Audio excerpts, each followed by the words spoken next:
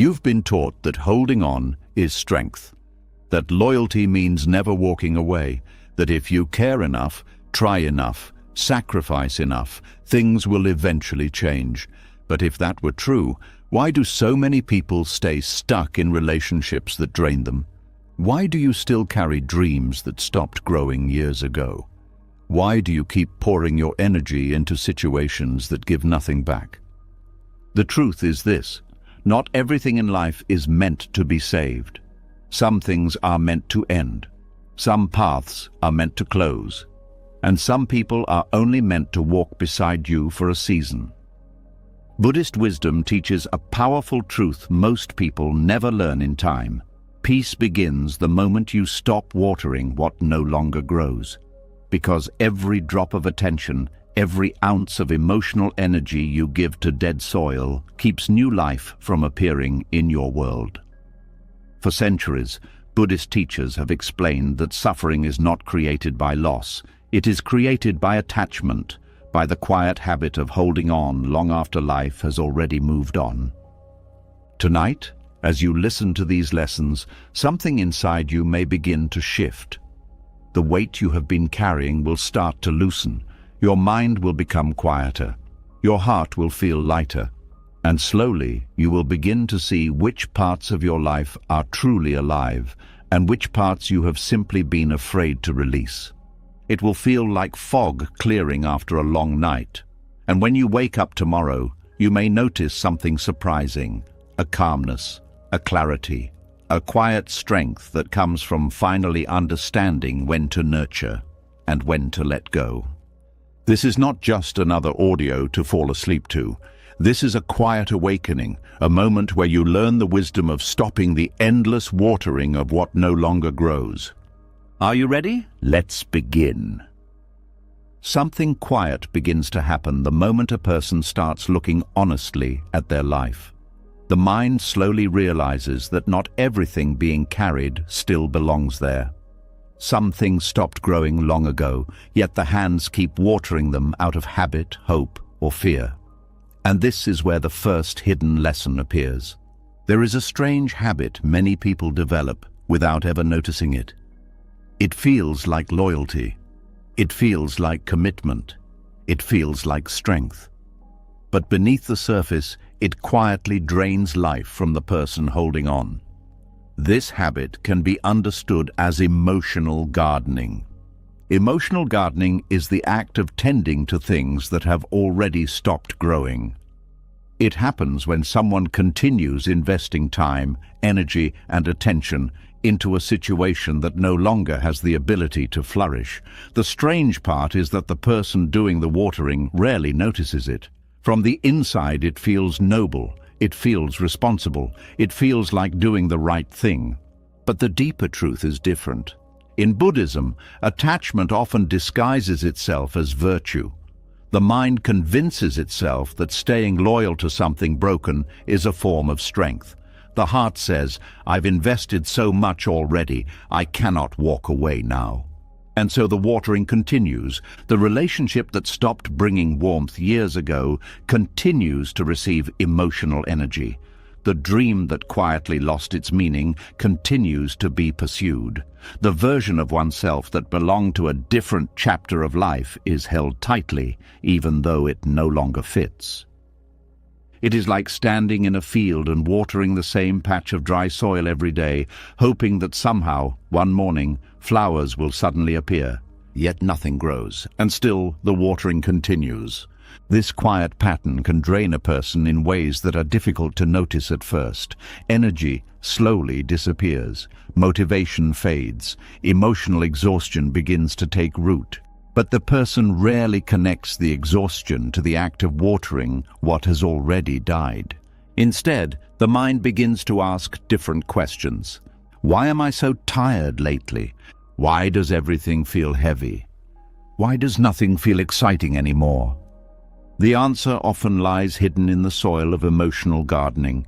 Every human being has a limited amount of attention and emotional energy.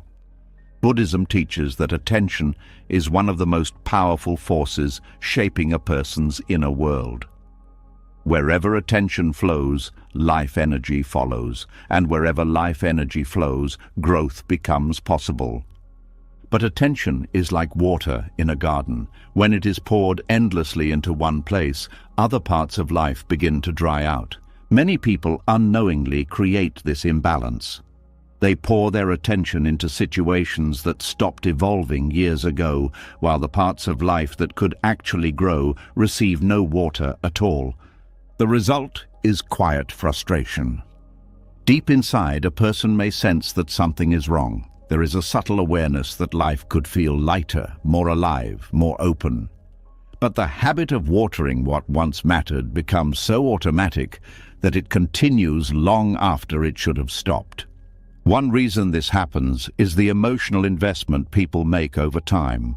When someone has spent years caring for a relationship, building a career, supporting a friendship, or maintaining a role in their family, it becomes difficult to step back and ask an honest question. Is this still alive? That question is uncomfortable. It forces the mind to confront the possibility that effort was invested into something that may no longer serve growth. And the human mind strongly resists this realization. Instead, it creates a comforting story. I just need to try a little harder. If I stay patient, things will improve. After everything I've given, I cannot give up now. These thoughts feel hopeful, but they often mask a deeper attachment. The person is no longer nurturing something that grows. They are protecting the story that their past effort must lead to future reward. Buddhist teachings describe this pattern as clinging. Clinging does not always feel dramatic. Often it feels subtle and ordinary. It is the quiet insistence that something must continue simply because it has existed for a long time. But time does not guarantee life. A tree that has dried from the inside cannot return to life simply because it stood for many seasons. Yet emotional gardening convinces people otherwise. In relationships, this pattern becomes especially powerful. Someone may continue giving patience, understanding, and emotional support to a person who has stopped reciprocating long ago. Conversations repeat the same frustrations year after year. Apologies are made, promises are offered, but the pattern never truly changes. Still, the watering continues. Why? Because attachment whispers a powerful lie. It says that leaving means failure. It says that stepping back means giving up. It says that loyalty requires endurance, no matter how barren the soil becomes. But Buddhist wisdom introduces a very different understanding of loyalty. True loyalty supports growth. It encourages life to move forward. It allows transformation to occur naturally. But attachment holds things in place long after life has moved on. In other words, attachment freezes the garden. When someone continues watering dead soil, something important begins to disappear: emotional presence. The mind becomes occupied with maintaining what no longer thrives, leaving little energy to explore what could actually blossom. New friendships may appear, but the person is too exhausted to nurture them. New opportunities may quietly arrive, but the person is too focused on maintaining old commitments. New parts of the self begin to awaken, but they are ignored because the old identity still demands attention. In this way, emotional gardening does not only drain energy, it blocks the emergence of new life. Buddhism places great emphasis on impermanence. Everything in life exists within cycles of beginning, growth, decline, and ending. This rhythm can be seen everywhere in nature. Seasons change, flowers bloom and fade, leaves grow, fall, and return again. Nothing in nature tries to hold on to a single moment forever. Yet the human mind often attempts to do exactly that. It tries to preserve relationships exactly as they once were. It tries to maintain roles that once provided meaning. It tries to protect dreams that once inspired passion. But life does not remain still. And when the mind refuses to acknowledge this movement, suffering quietly grows. The hidden cost of emotional gardening is not simply exhaustion. It is the gradual disconnection from life's natural flow. The person becomes stuck, tending to the past, while the future quietly waits elsewhere. This is why Buddhist teachings encourage awareness rather than blind persistence. Awareness allows a person to observe their emotional investments honestly.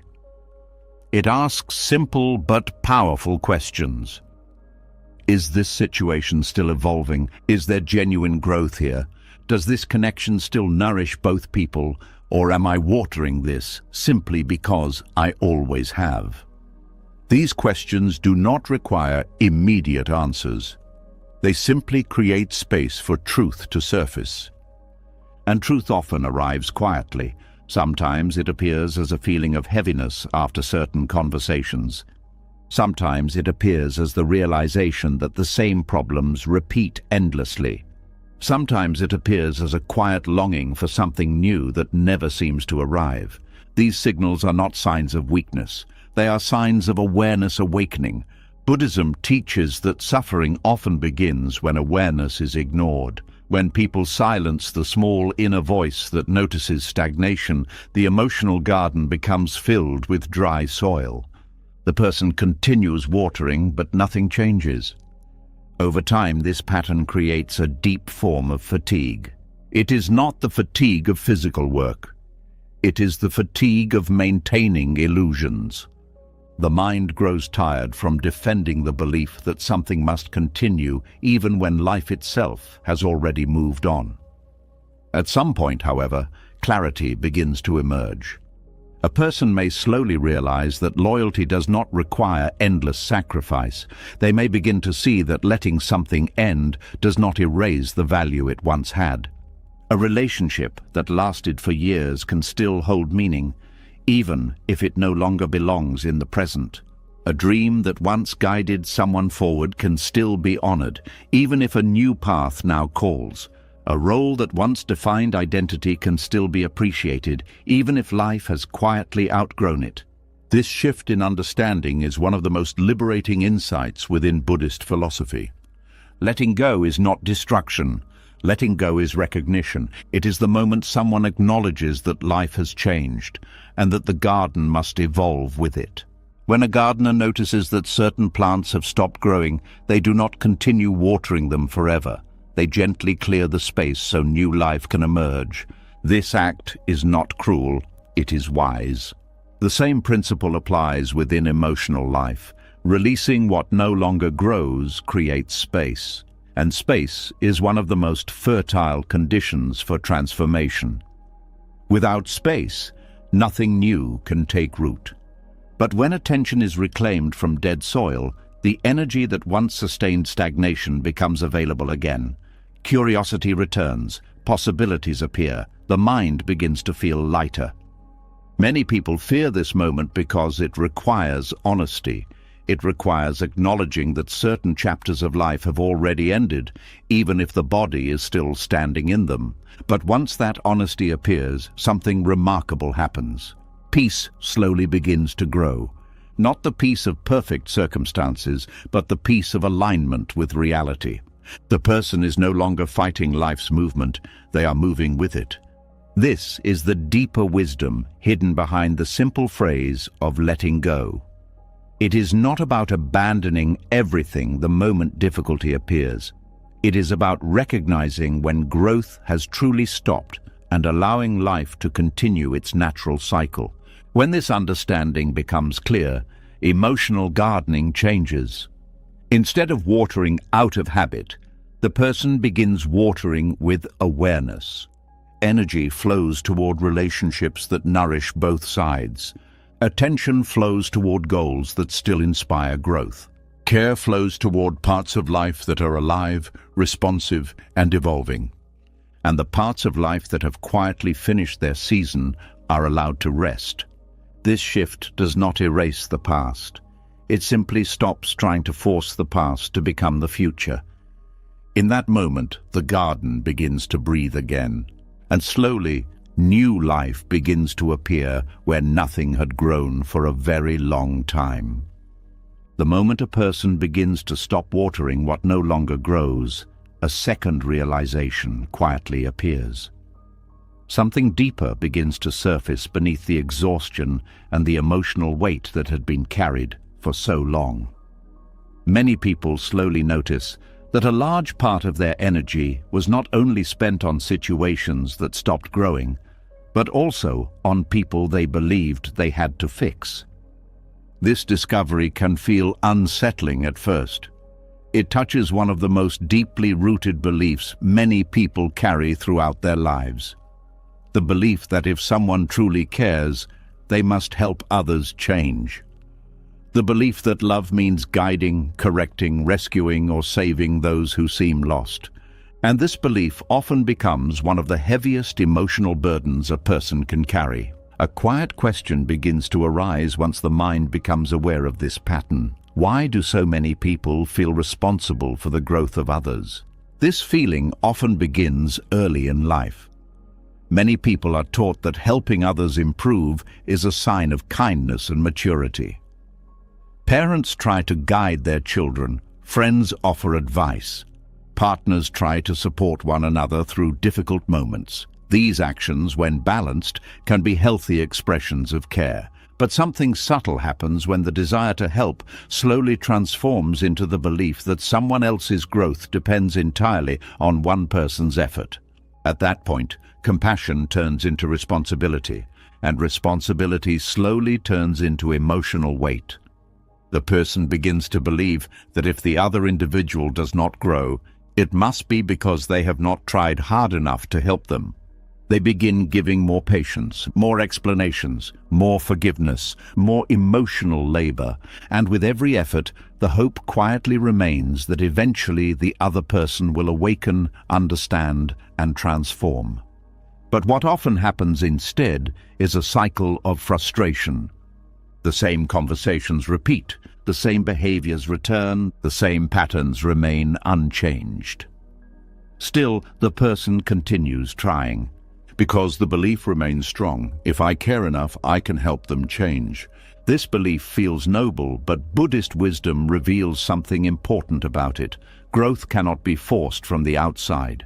Real transformation begins from within the mind of the person who must change.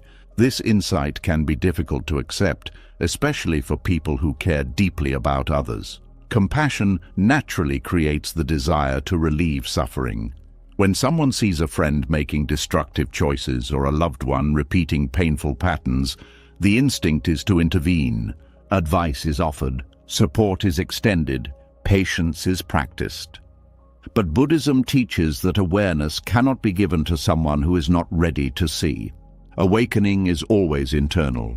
It happens when a person becomes conscious of their own suffering and decides to walk a different path. No one else can create that moment for them. This truth does not mean that compassion is meaningless. Compassion can offer guidance, kindness, and presence. But compassion cannot replace another person's willingness to grow. When someone tries to carry that responsibility, emotional exhaustion soon follows. Many people find themselves trapped in this exhausting role without realizing it. They become the fixer in their relationships, the listener who absorbs every complaint, the advisor who constantly tries to guide someone toward better choices. At first, this role can feel rewarding. Being needed often provides a sense of purpose. It makes a person feel valuable and important in the life of another. But over time, something begins to shift. The person notices that the problems never truly disappear. The same struggles reappear again and again. The same guidance must be repeated countless times.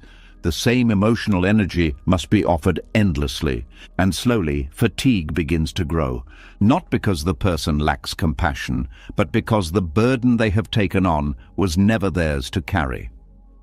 This is the illusion of responsibility for other people's growth. The illusion convinces a person that if they stop helping, the other individual will fall apart. It creates guilt whenever boundaries are considered. It whispers that stepping back means abandoning someone in need, but Buddhism offers a different perspective. Each individual walks their own path of awareness. No one can meditate on behalf of another person. No one can experience insight for someone else. No one can awaken for another human being. This truth can feel harsh at first, yet it is actually liberating. When a person realizes they are not responsible for forcing another person's growth, they regain control over their own emotional energy. They begin to understand that caring for someone does not require carrying their life on their shoulders. There is a difference between support and rescue. Support offers encouragement when someone is already walking toward change. Rescue attempts to drag someone forward when they refuse to move. This distinction becomes crucial for emotional well-being. Many people unknowingly spend years attempting to rescue those who resist growth. They continue explaining the same insights. They continue hoping the next conversation will finally spark awareness. But awareness cannot be delivered through persuasion alone. The Buddha often emphasized that people must discover truth through their own realization. Teachers can point toward the path, but they cannot walk it for someone else. This is why forcing growth often creates tension instead of transformation. The person trying to help becomes frustrated. The person being helped begins to feel controlled or pressured, and eventually both individuals experience emotional strain. Instead of healing the relationship, the attempt to force growth creates distance. Another hidden danger of this pattern is that it slowly erodes personal peace. When someone constantly focuses on correcting others, they lose the ability to focus on their own inner development. Their attention becomes consumed by another person's behavior. They analyze every decision, they worry about every mistake, they feel responsible for every setback. And while all of this emotional energy is directed outward, their own growth quietly pauses. This is another reason Buddhist teachings emphasize self-awareness. When individuals invest all their attention into guiding others, they forget that the most meaningful transformation begins within themselves. The Buddha never told people to fix the world before understanding their own mind. Instead, he taught that personal awakening naturally influences others through example rather than control. When someone develops inner peace, patience, and clarity, others often notice. Not because they were forced to change, but because they became curious about the source of that calm. This kind of influence is powerful precisely because it is not imposed. It invites rather than pressures. It inspires rather than commands. And most importantly, it respects the freedom of others to grow at their own pace. Respecting that freedom is an essential part of letting go.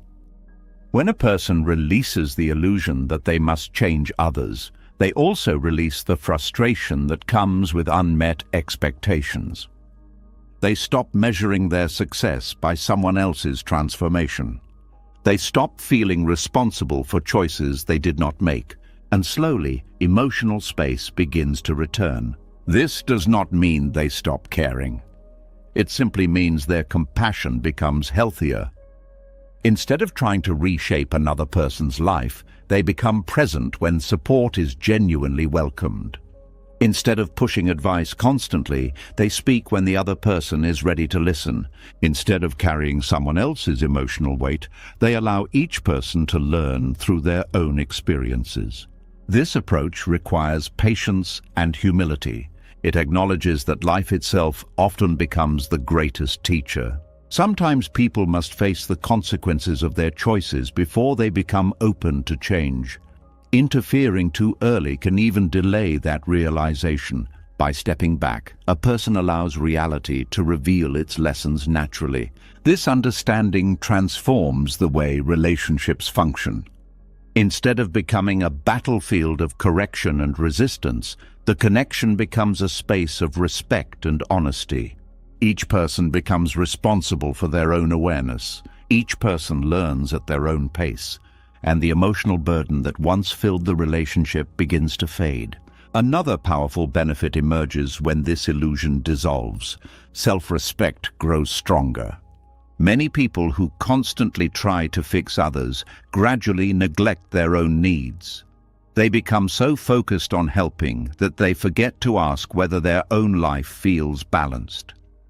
When they finally step back from that role, they begin to rediscover their own priorities. They remember the goals they once had. They reconnect with the parts of life that bring them energy. They begin investing their attention in growth that actually responds. This shift often feels like reclaiming lost time. Energy that was once drained through endless attempts to change others becomes available again. Creativity returns, motivation returns, emotional stability returns. The person becomes lighter, and something surprising begins to happen. When people stop trying to control others, relationships often improve. The tension that once existed disappears. The other person no longer feels pressured to defend their choices. Conversations become calmer. In some cases, the absence of pressure even encourages the other individual to reflect more deeply on their own behavior.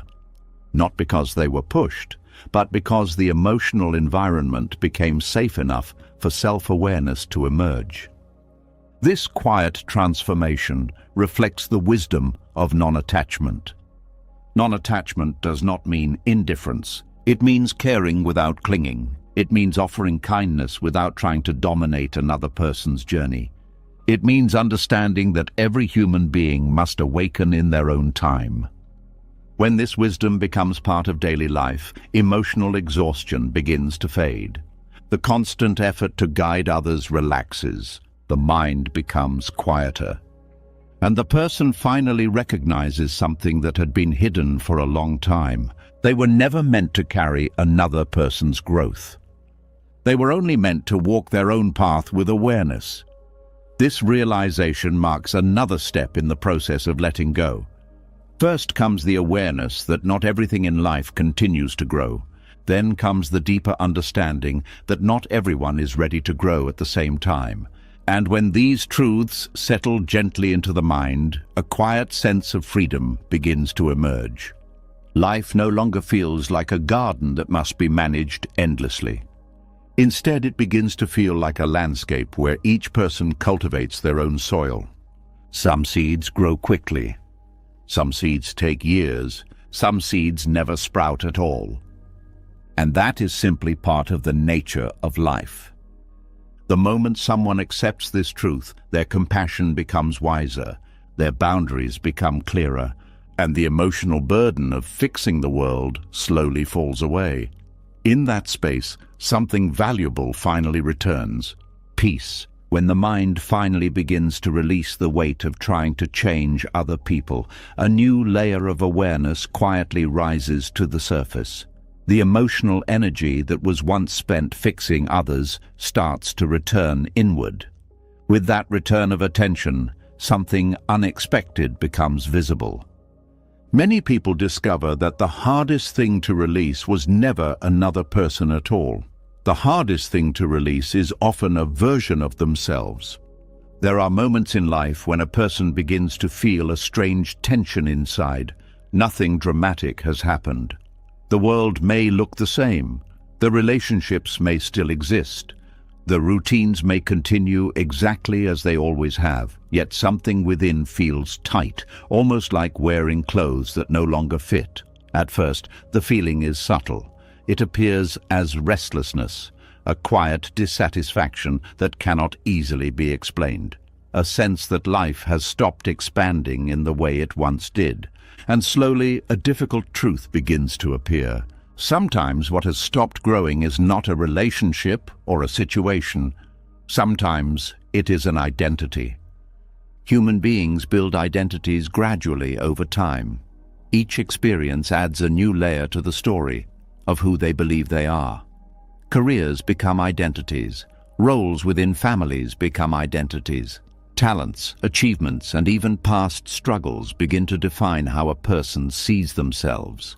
At one point in life, these identities often feel empowering. They provide direction and purpose. A person becomes the responsible one, the successful one, the helper, the strong one, the caretaker, the leader, the problem solver. These identities help individuals navigate the world. They give meaning to actions and decisions. They become the framework through which people understand their place in life. But identities, like everything else, exist within the flow of change. What once supported growth can eventually begin to restrict it. A career that once provided purpose can slowly turn into a cage when passion fades. A role within a family can become suffocating when expectations remain frozen while life continues evolving. Even the belief that someone must always be strong can become a quiet prison when vulnerability is needed for healing. The strange part is that many people do not recognize when this transformation occurs. They continue carrying identities that belong to earlier chapters of life, even when those roles no longer reflect who they are becoming. This happens because identities create psychological safety. When a person knows who they are, even if that identity brings pressure or limitation, it still feels familiar. Familiarity creates comfort. The mind prefers certainty, even if that certainty no longer leads to growth. Letting go of an identity can feel like stepping into empty space. The mind asks unsettling questions. If I am no longer this person, then who am I? If I leave behind this role, where do I belong? If the identity that once defined me disappears, what remains? These questions create fear because identities often become intertwined with self-worth. People begin to believe their value comes from maintaining certain roles or achievements.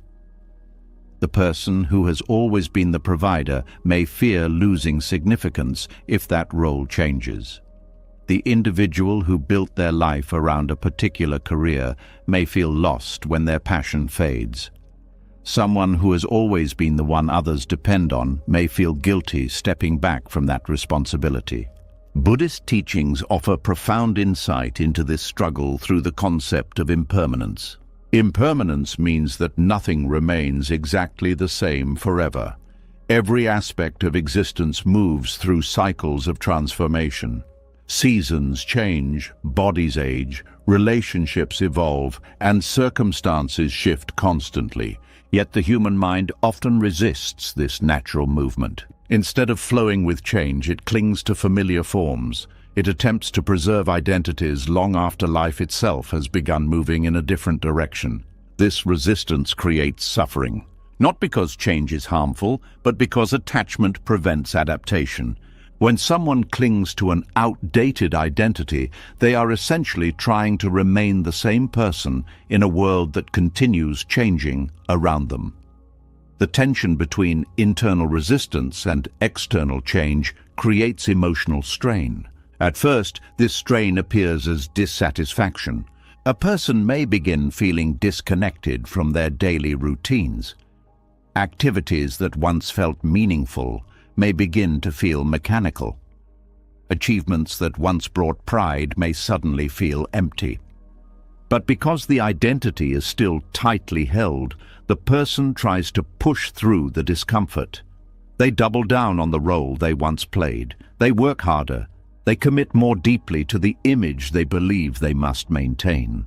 Unfortunately, this effort often intensifies the problem. Instead of resolving the tension, it strengthens the attachment to something that is already fading. The identity becomes a mask that must be constantly protected, even when the person wearing it no longer feels aligned with it. Buddhist philosophy gently reveals that identity itself is fluid. The self is not a fixed object. It is a constantly changing process shaped by experiences, thoughts, and awareness.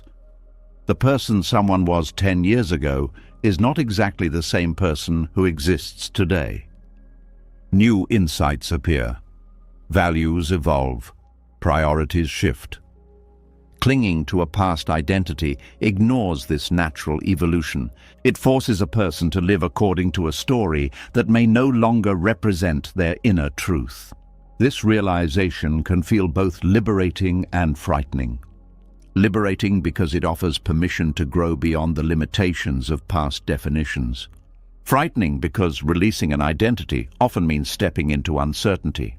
People may wonder how others will perceive them if they change. They may fear disappointing those who expect them to remain the same. They may even feel as though they are betraying the person they once were. But growth often requires this kind of courage. Releasing an outdated identity does not erase the past. It simply allows the present to evolve naturally. A person who leaves behind a career that no longer inspires them does not lose the skills and experiences they gained.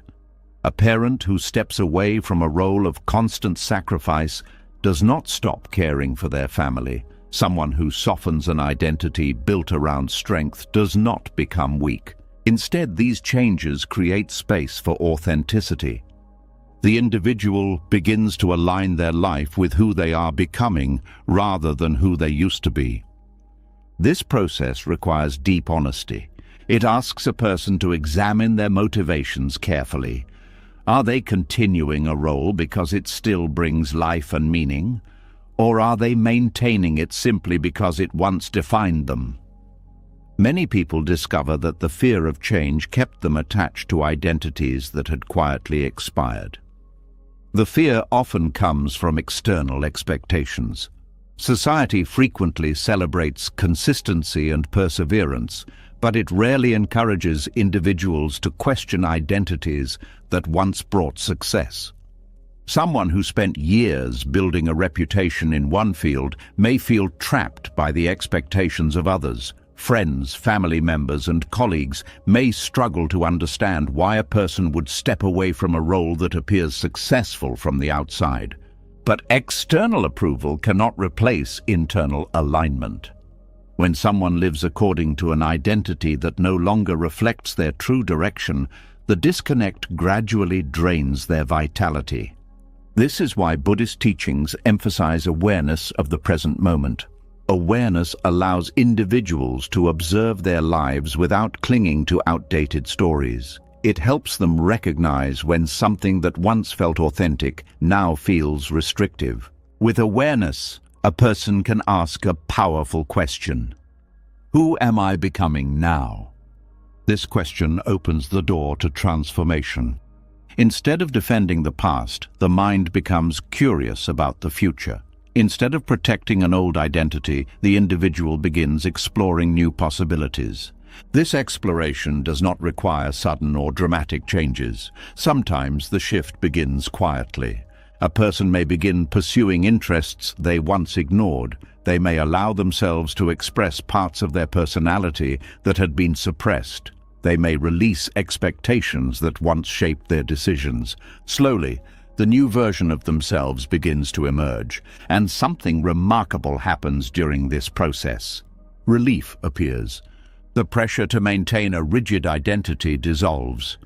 The individual no longer needs to perform a role that feels unnatural. Life begins to feel lighter because authenticity replaces obligation.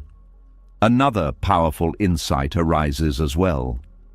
Letting go of an identity does not mean losing oneself. It means discovering new dimensions of who one can become. Many people who release outdated identities experience renewed creativity and enthusiasm. Freed from the constraints of past definitions, they begin exploring directions they never considered before. This renewal reflects a deeper Buddhist principle. The self is not something to be defended. It is something to be understood and allowed to evolve. Just as a river continuously flows while remaining the same river, human identity can change while preserving continuity. Each stage of life contributes to the unfolding of awareness. The student becomes the professional. The professional may become the teacher. The caretaker may eventually rediscover the freedom to care for themselves. None of these transformations erase the previous stages. They simply reflect the natural movement of life. When a person accepts this movement, they develop a healthier relationship with identity. Instead of clinging to rigid labels, they treat roles as temporary expressions of growth. They understand that identities serve life for a time, but they are not meant to define the entire journey. This flexibility allows the mind to remain open. Instead of resisting change, the person becomes curious about it. Instead of fearing the unknown, they begin to trust the unfolding of their path. This trust does not eliminate uncertainty, but it reduces the suffering created by attachment. The courage to release outdated identities becomes a form of liberation. Each time someone allows themselves to grow beyond an old definition, they reclaim a piece of their freedom. They step closer to living a life guided by awareness rather than expectation, and slowly the person begins to realize something profound. They were never meant to remain the same forever. They were meant to grow as the mind begins to loosen its grip on identities that no longer fit. Another layer of understanding quietly begins to appear. It becomes clear that many of the roles people held onto were connected to a deeper pattern. A pattern so subtle that most individuals never notice it while they are living inside it.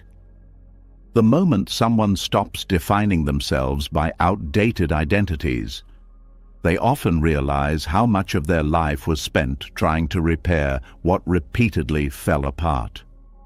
Not because they enjoyed the struggle, but because the act of fixing had become familiar, almost automatic. And that discovery opens the door to another hidden truth about attachment. There is a strange satisfaction that comes from solving problems. The human mind is wired to seek resolution. When something breaks, the instinct is to repair it. When conflict appears, the instinct is to resolve it. When dysfunction shows up, the instinct is to stabilize it.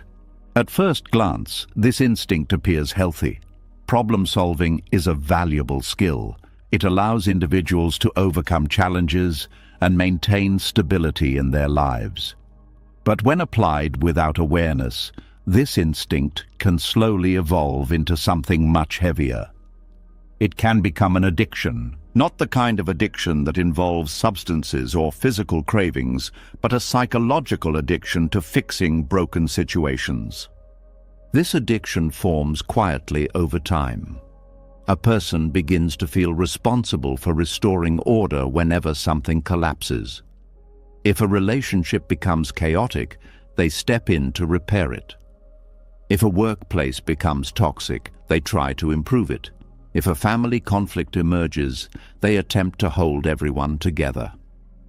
In many cases, this behavior begins with good intentions. The person genuinely wants harmony and stability. They care deeply about the people around them. They believe their patience and effort will eventually transform the situation. But certain environments never truly stabilize. Certain relationships continue repeating the same destructive patterns. Certain systems remain dysfunctional no matter how much effort is invested in them. Yet the person continues trying to repair them. At some point, the mind begins confusing endurance with virtue. The longer someone remains in a broken situation, the more they start believing that staying proves their strength. Walking away begins to feel like failure. Leaving begins to feel like abandonment. So they remain, they keep explaining, they keep forgiving. They keep repairing the same cracks over and over again. This pattern becomes especially powerful in relationships. When two people care about each other but repeatedly hurt one another, the natural instinct is to keep trying. Apologies are exchanged, promises are made. Each conflict is followed by another attempt to rebuild what collapsed. But sometimes the foundation itself is unstable. When the deeper issues remain unaddressed, each repair becomes temporary. The structure appears stable for a short time, only to fracture again later. Despite this cycle, the person trying to fix things often refuses to step away. They believe their perseverance will eventually produce change. Buddhist teachings offer a different perspective on this pattern. The Buddha frequently spoke about suffering that arises from attachment to outcomes. When someone becomes deeply attached to the idea that a situation must improve, they may ignore the reality of what is happening in the present moment. Instead of seeing the situation clearly, they hold on to hope as a form of resistance. Hope in itself is not harmful, but hope that refuses to acknowledge reality can trap a person inside cycles of frustration. The mind keeps saying, "It will get better if I just try one more time." And so the person continues repairing. The deeper reason this pattern becomes addictive is psychological reinforcement. Each time a broken situation briefly improves, even for a short period, the brain interprets that moment as proof that the effort is working. A brief moment of harmony after conflict becomes a reward. A short phase of calm after chaos becomes validation. The person feels relief and tells themselves that all the effort was worth it. But if the underlying patterns remain unchanged, the cycle soon begins again. Conflict returns, the situation breaks again, and once again the person steps in to repair it. Over time, the identity of the fixer begins to form. The individual becomes known as the one who holds things together. Friends rely on them to solve problems. Family members expect them to restore peace. Colleagues depend on them to stabilize difficult environments. At first, this role may feel empowering. Being needed can create a sense of importance and purpose, but gradually the emotional cost begins to appear. The person starts feeling drained. They carry stress that does not belong solely to them. They lose the ability to relax because they are constantly anticipating the next crisis that will require their intervention. Their life begins revolving around maintenance. Instead of building something healthy and stable, they spend most of their energy preventing collapse. This is where Buddhist insight becomes incredibly valuable. Buddhism teaches that not every broken situation is meant to be repaired. Some conditions exist because of deeper causes that cannot be solved by one person's effort alone. When a person repeatedly tries to fix something that requires mutual awareness and cooperation, they place themselves in a position where success is impossible. They become responsible for an outcome they cannot control, and that responsibility slowly becomes exhausting. Stepping away from such situations often feels terrifying because it challenges the belief that endurance equals goodness. Society frequently praises individuals who remain loyal through difficult circumstances. Stories of perseverance are celebrated. Sacrifice is often portrayed as noble, but Buddhism invites a different kind of wisdom. Wisdom asks a simple question: is this situation capable of growth? If the answer is no, continuing to repair it may not be compassion, it may be attachment. Attachment convinces a person that walking away is weakness. It tells them that leaving means giving up on something important. But stepping away from a cycle that refuses to change can actually be an act of clarity. It recognizes the limits of personal control. It acknowledges that transformation requires participation from everyone involved. And it protects the individual from losing themselves in endless repair work. This realization can feel uncomfortable because it disrupts long-held beliefs about responsibility. Many people have been taught that caring for others means enduring their destructive patterns indefinitely. But true compassion includes care for oneself. Remaining inside an environment that constantly breaks down can slowly erode emotional well-being. It can create anxiety, resentment, and deep fatigue. Over time, the person may begin losing their own sense of stability. They become so focused on fixing others that their own inner balance disappears. Buddhist teachings emphasize the importance of right effort. Right effort means directing energy toward actions that support growth and understanding. It does not mean exhausting oneself trying to control circumstances that resist change. When someone recognizes the difference between effort and attachment, their perspective shifts. They begin asking different questions. Instead of asking how they can fix everything, they begin asking whether the situation itself is capable of transformation.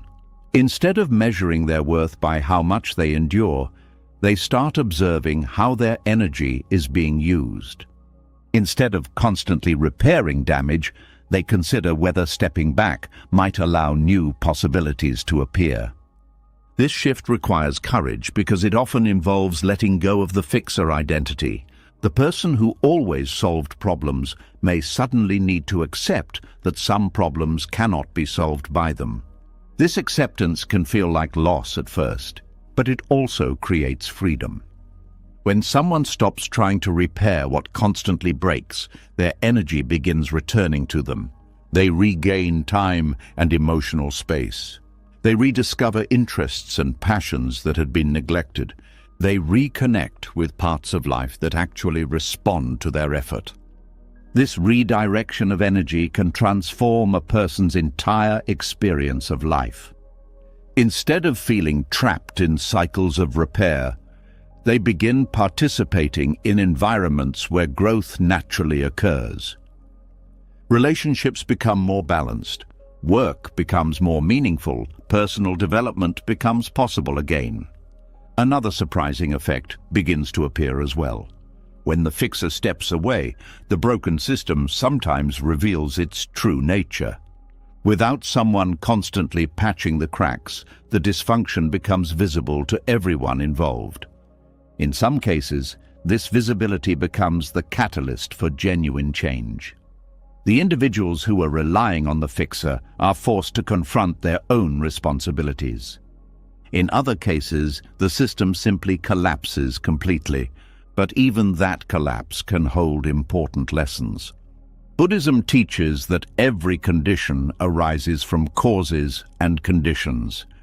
When those causes are no longer supported, the situation eventually dissolves. Stepping away does not create destruction.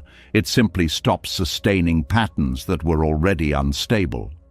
This understanding removes the guilt that many people feel when they stop fixing everything around them.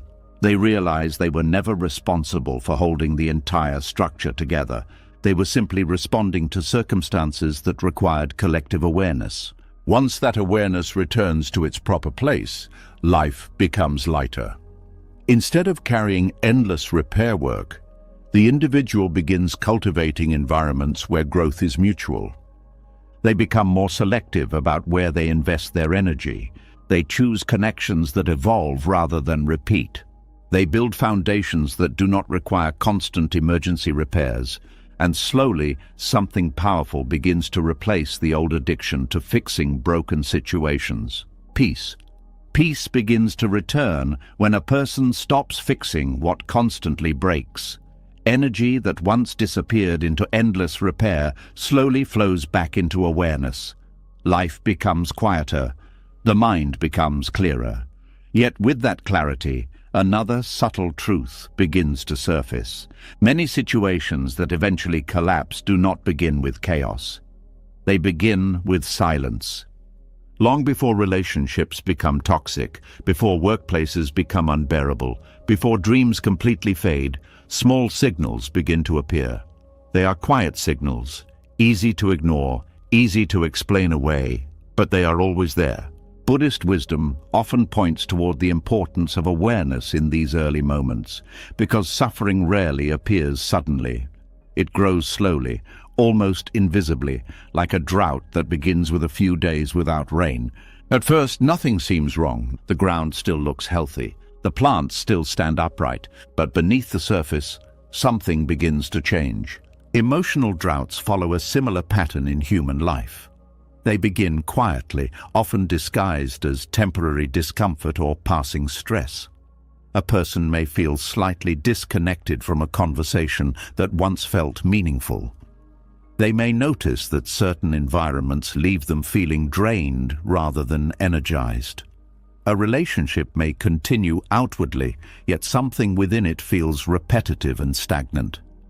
Because these changes happen gradually, the mind often ignores them. People are skilled at rationalizing discomfort. They tell themselves that every relationship goes through difficult phases. They believe that work always becomes stressful sometimes. They assume that emotional fatigue will disappear if they simply push through it. And sometimes these assumptions are correct. Life naturally includes periods of challenge and tension. Growth often requires navigating temporary discomfort. But emotional drought is different from temporary difficulty. Temporary difficulty still contains movement. Emotional drought contains stagnation. When something is still evolving, even painful moments carry a sense of progress. Conversations may be difficult, but they lead somewhere. Effort may be exhausting, but it produces change. Challenges may arise, but they strengthen understanding. In contrast, emotional drought is marked by repetition. The same discussions happen again and again without resolution. The same frustrations appear repeatedly. The same promises of improvement are made, but never truly fulfilled.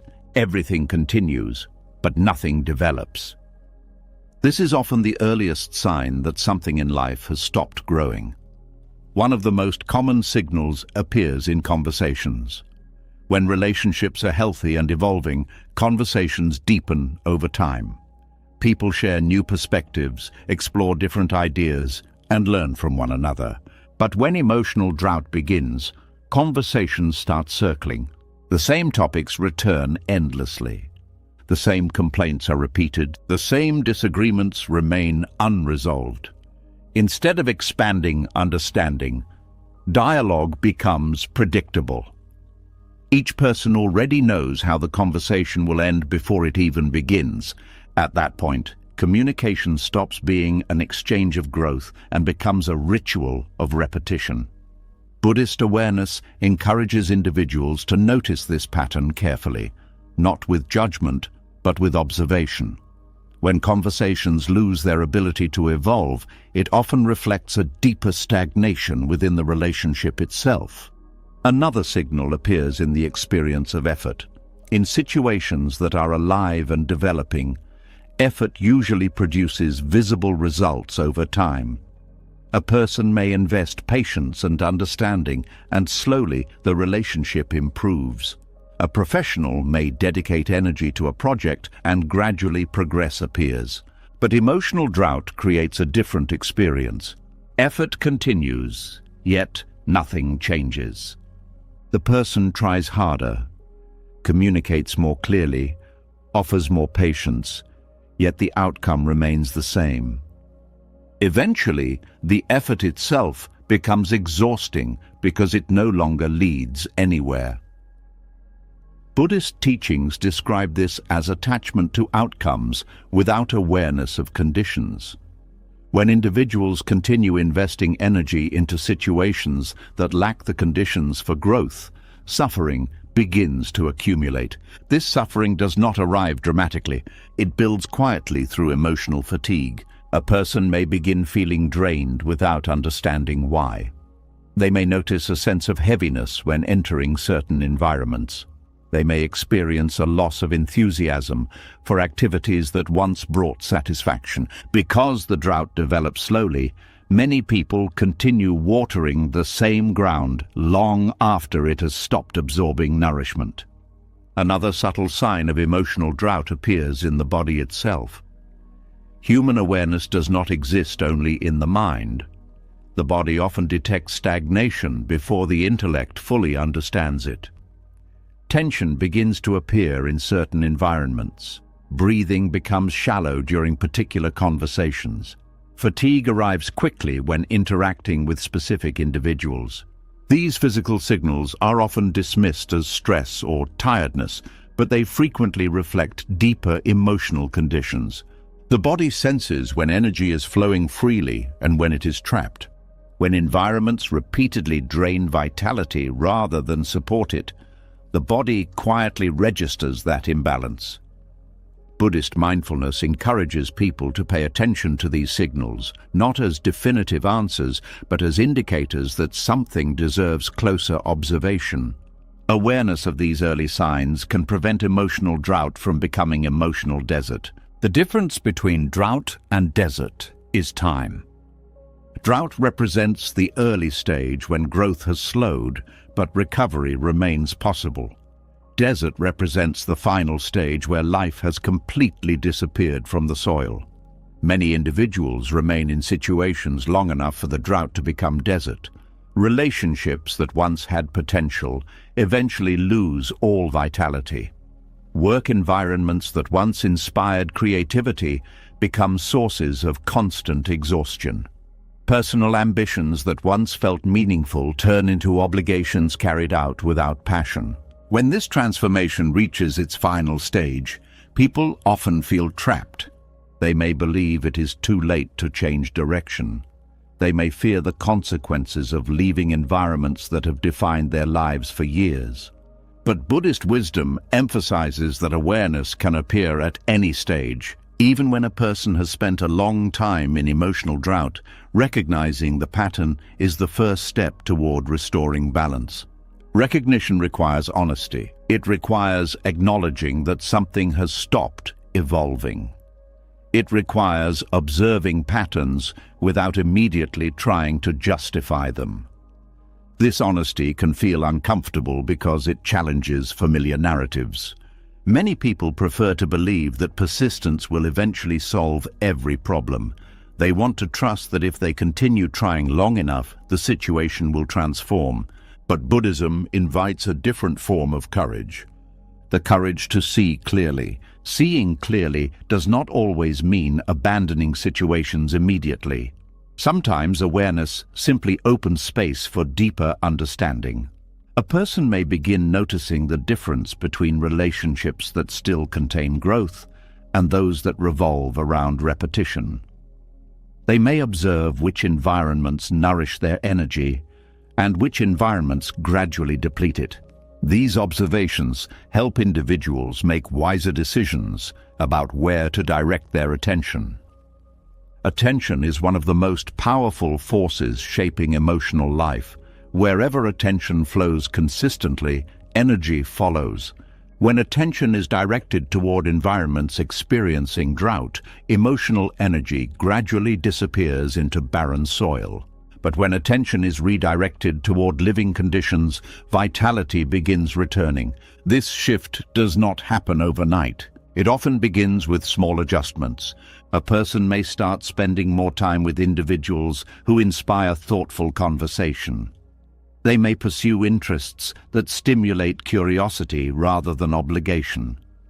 They may step back from environments where their effort repeatedly produces no change. These changes gradually restore emotional rainfall. New ideas appear, new connections form, new opportunities begin to emerge. Life begins to feel dynamic again instead of stagnant. One of the most important insights Buddhism offers is that awareness itself changes experience. When individuals become conscious of patterns they once ignored, their relationship with those patterns shifts. Instead of remaining passive participants in emotional drought, they become observers, capable of making intentional choices. They no longer water situations automatically. They evaluate whether the soil still contains life. This shift protects them from reaching the stage where drought becomes desert.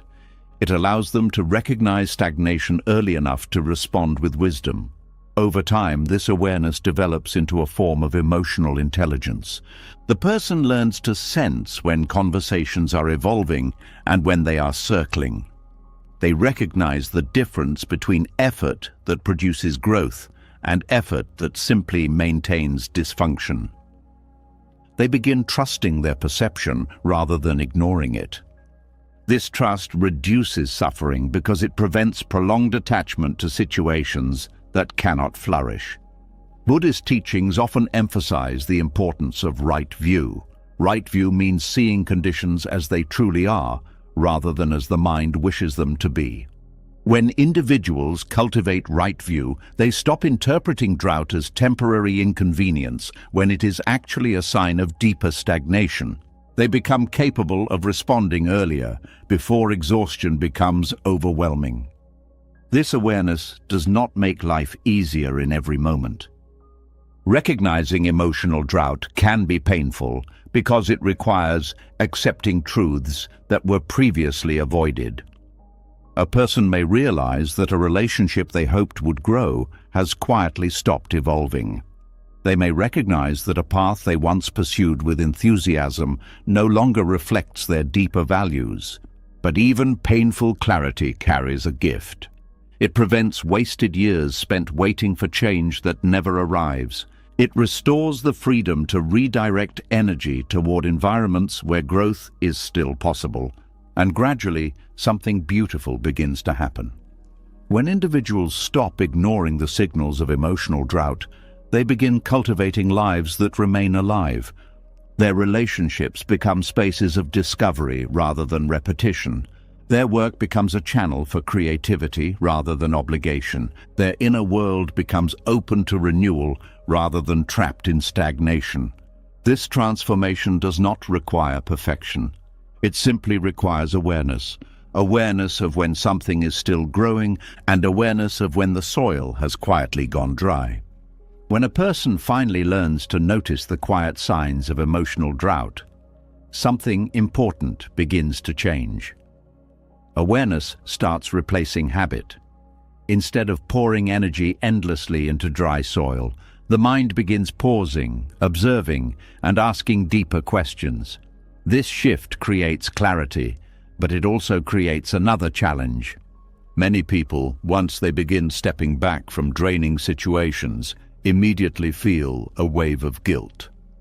The moment they stop trying to repair everything or stop watering what has stopped growing, a voice inside begins to whisper uncomfortable thoughts.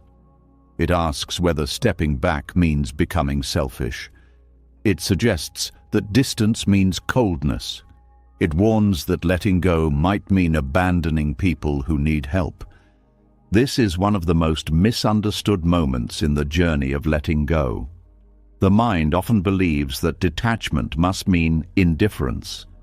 It assumes that caring requires constant involvement, constant effort, and constant emotional sacrifice.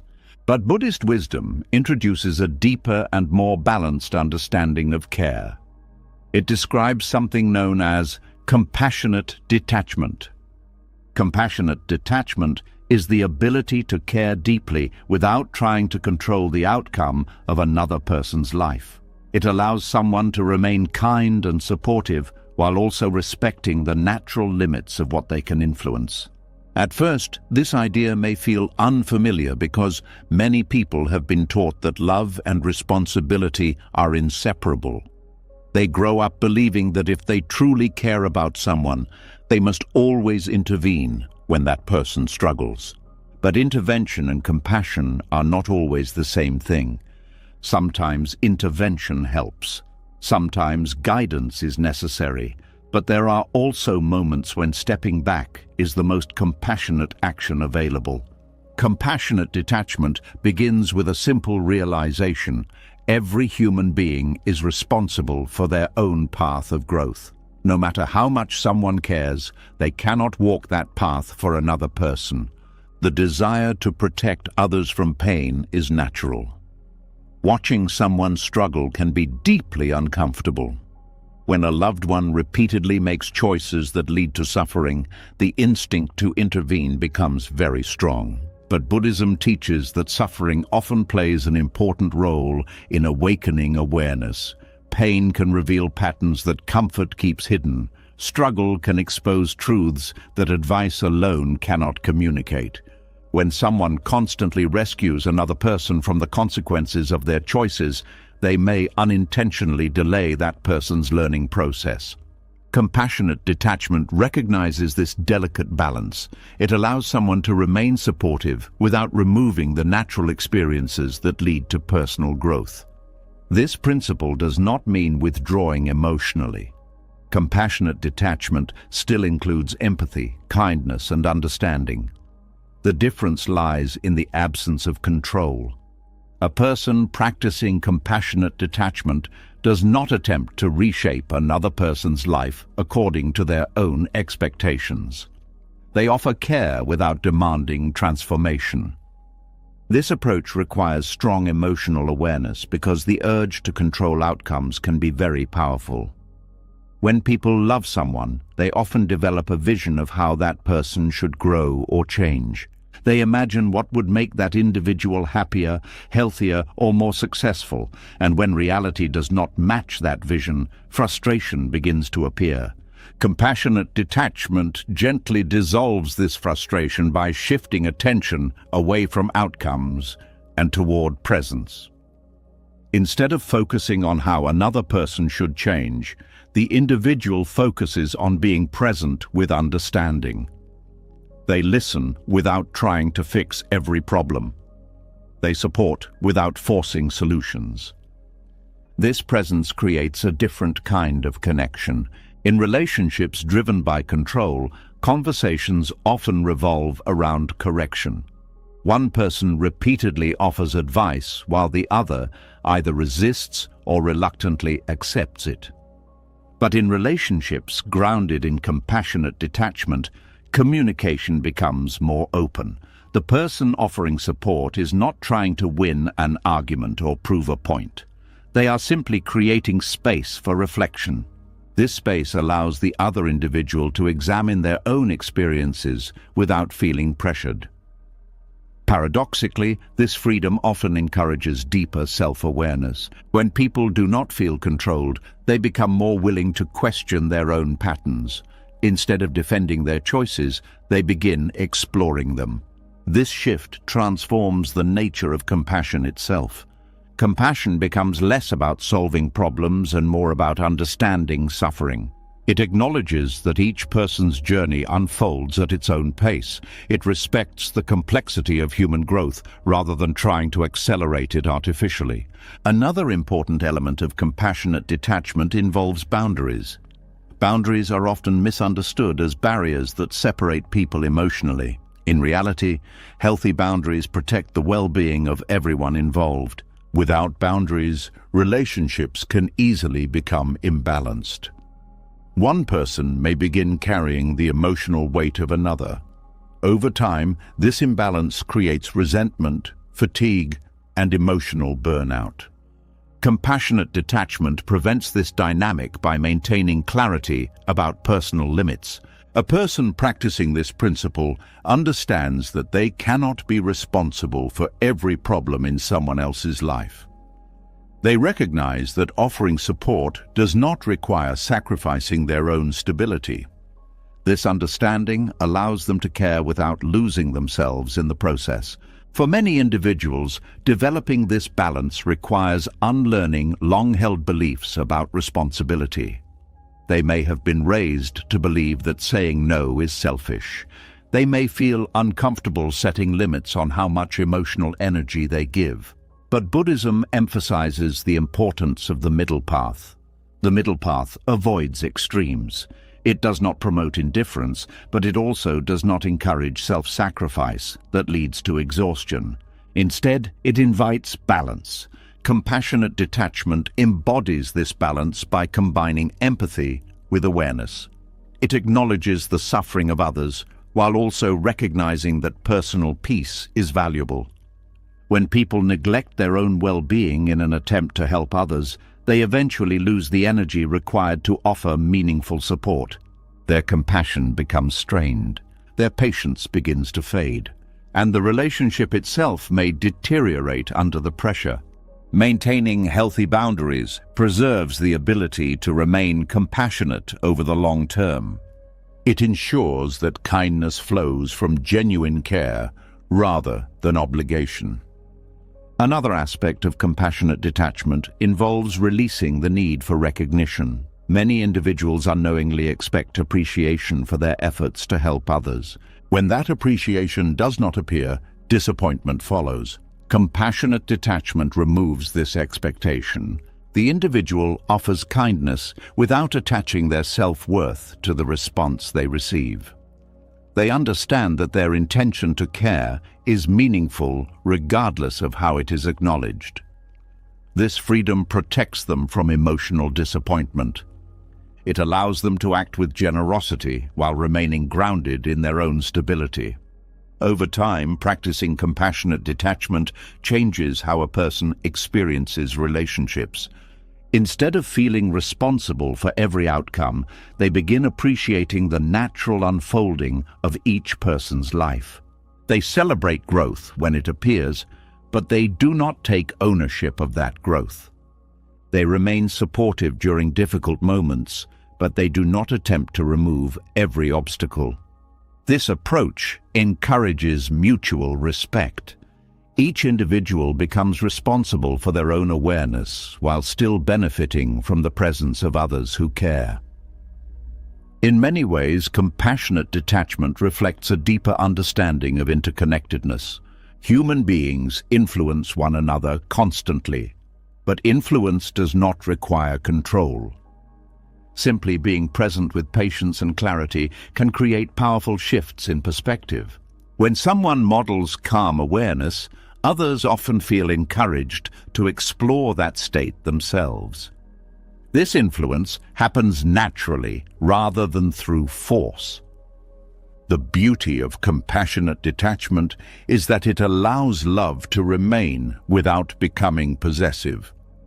Love continues to exist, but it no longer demands specific outcomes. It no longer insists that another person must grow according to a predetermined path. Instead, it trusts the unfolding of life. This trust does not eliminate concern. Watching someone struggle will always stir compassion. But compassionate detachment ensures that this concern does not transform into anxiety or control. The individual learns to hold space for another person's experience without trying to reshape it entirely. This practice also strengthens personal peace.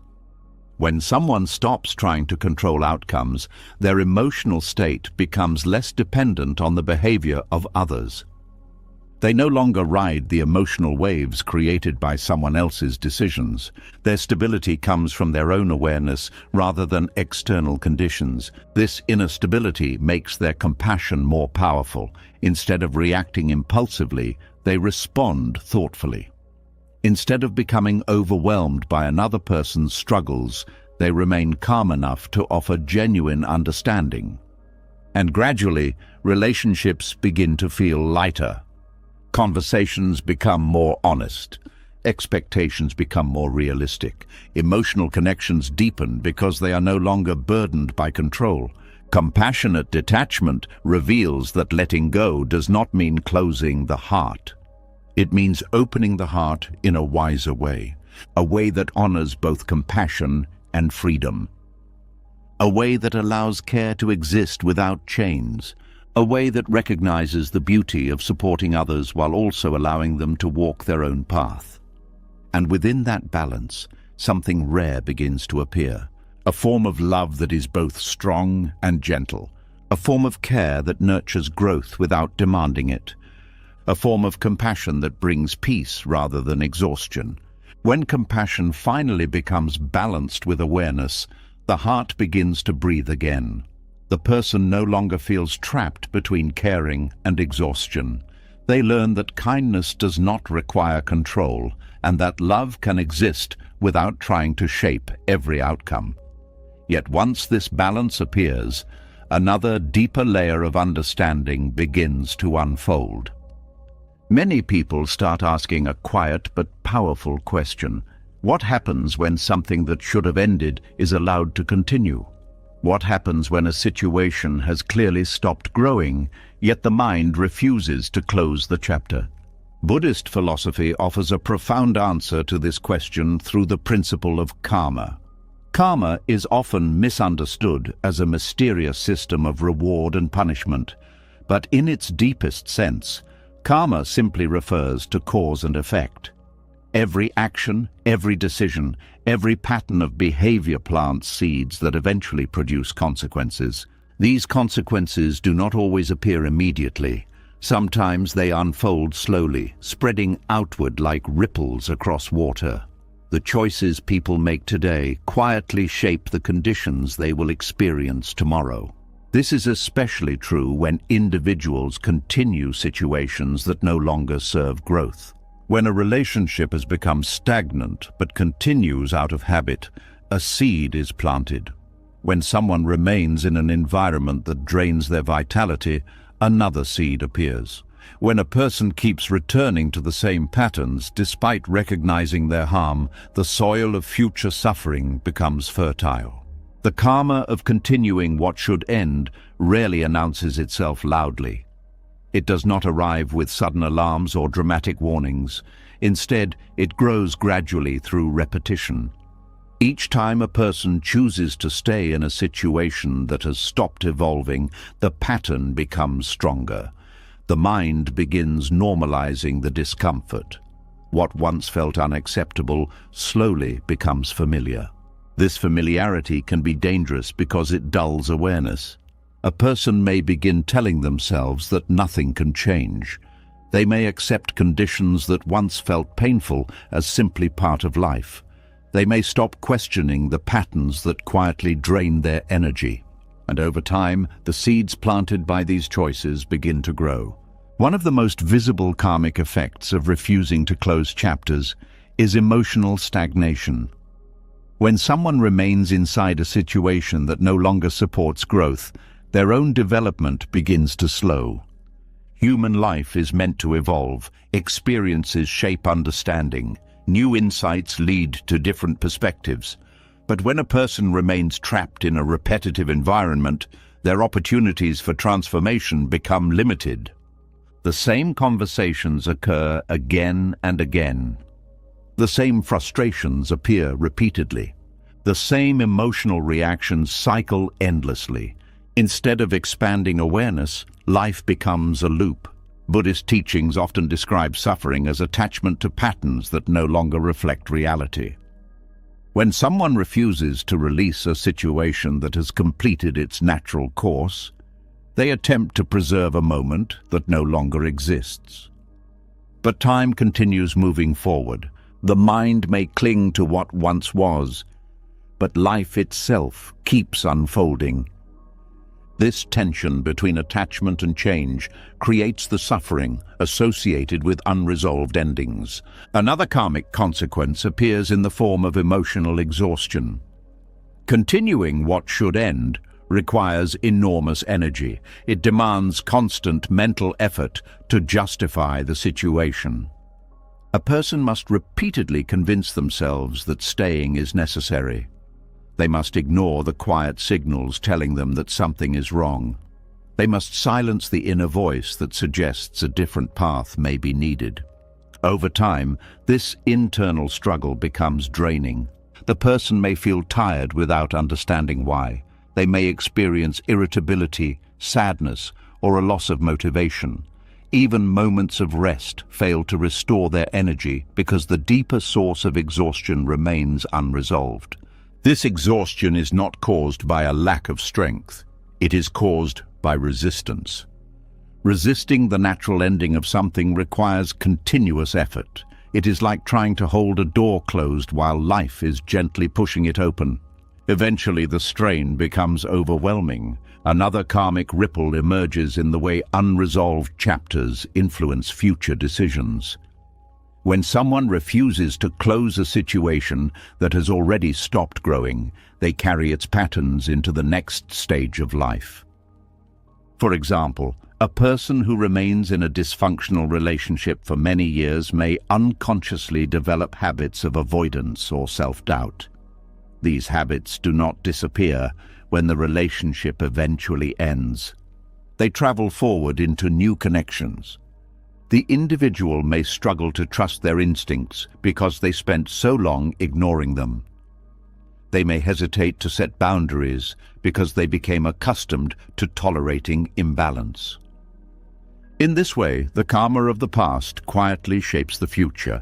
The longer a chapter remains open after its natural ending, the more influence it has over the person's emotional landscape.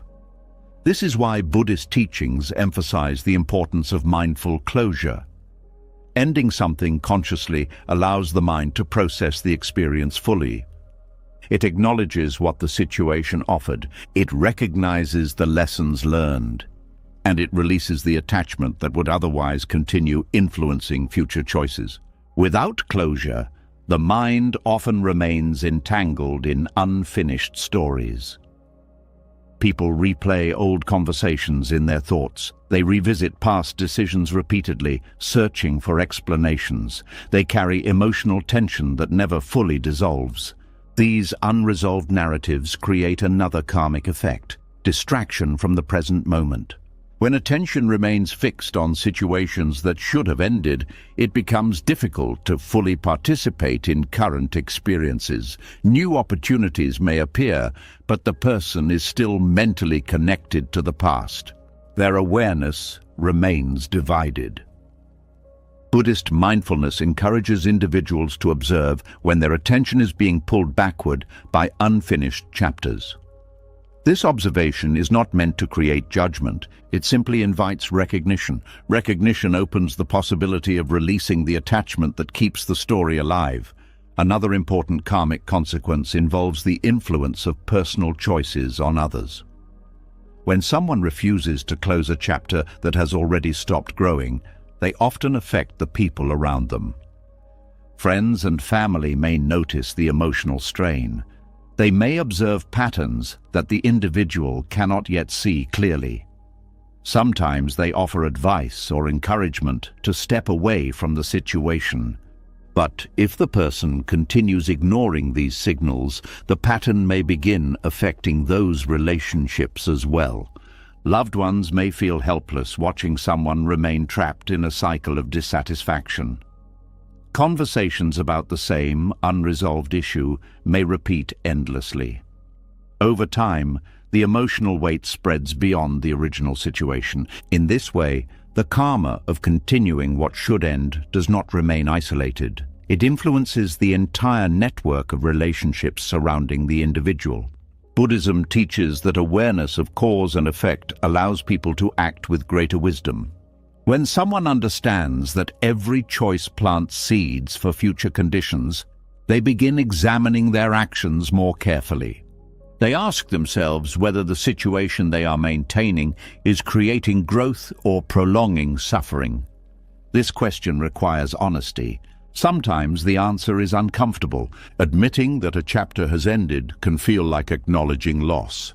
It can create sadness or uncertainty about what comes next.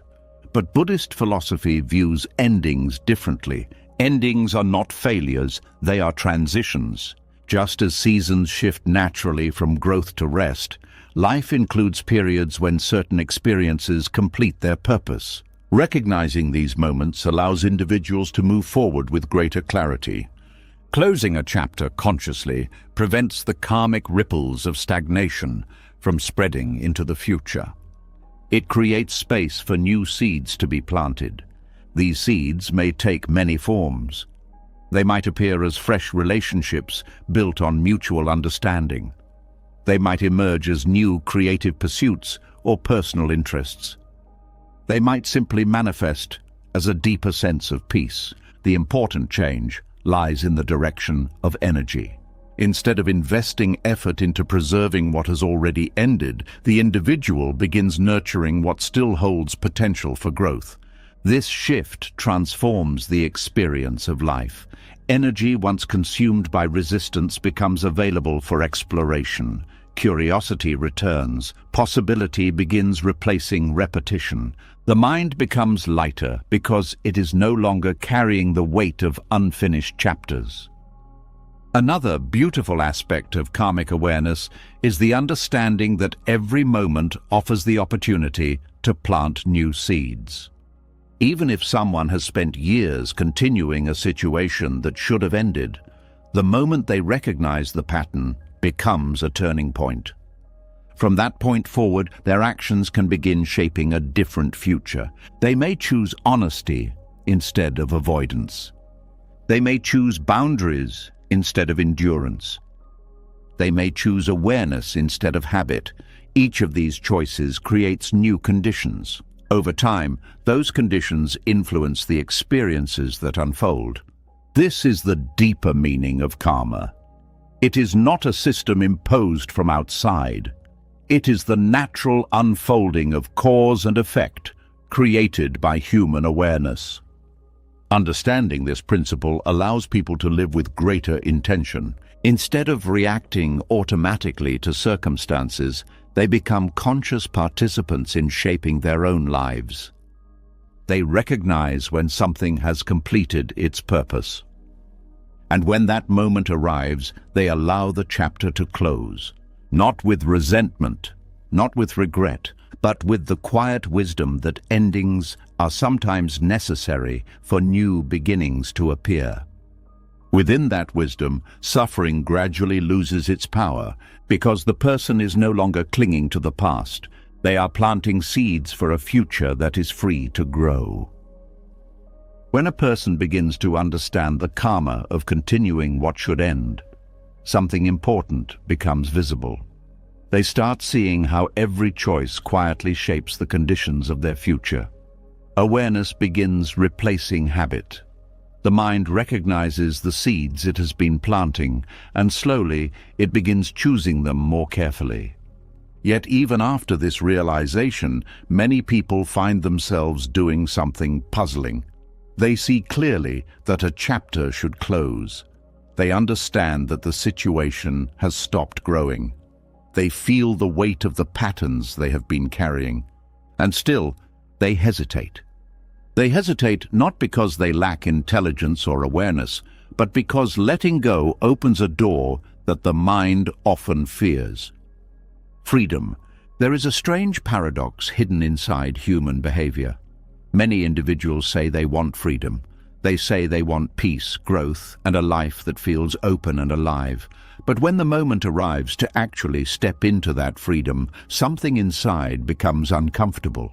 A quiet resistance appears. The mind begins searching for reasons to stay where it already is. This resistance reveals an important psychological truth. Familiar suffering often feels safer than unfamiliar possibility. When someone has lived inside a certain pattern for a long time, even if that pattern causes pain, it becomes predictable. The mind knows what to expect. It understands the rhythm of the situation. It knows how to respond to the same conflicts, the same disappointments, and the same emotional cycles. Predictability creates a strange form of comfort. It does not remove suffering, but it removes uncertainty. Freedom, on the other hand, introduces uncertainty. When a person lets go of a situation that once defined their life, they step into open space. The structures that once guided their decisions disappear. The routines that once filled their days may no longer exist. This openness can feel frightening because the mind does not immediately know what will replace what has been released. The unknown becomes visible. Buddhist teachings explain that the mind often reacts to uncertainty with attachment. Instead of embracing change, it clings to what it already understands. Even if the current situation is painful, the mind prefers the security of familiarity. This reaction is not weakness. It is simply how human psychology evolved. For thousands of years, survival depended on recognizing familiar patterns. The brain learned to associate safety with what it had already experienced.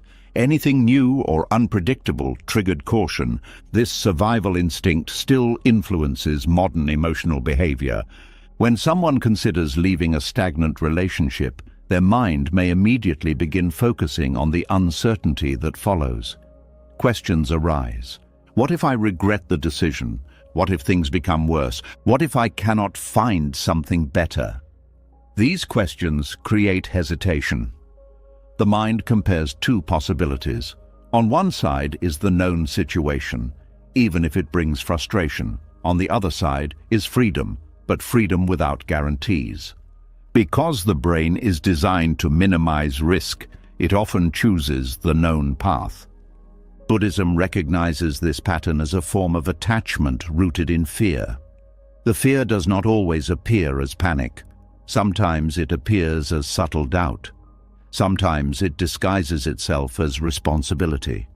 A person might say they are staying because they care about others. They might believe they are being patient or loyal, but beneath these explanations, the deeper reason may simply be fear of the unknown. Freedom requires stepping into uncertainty. This is why clinging can feel so natural. Clinging offers structure. It keeps life within boundaries the mind understands.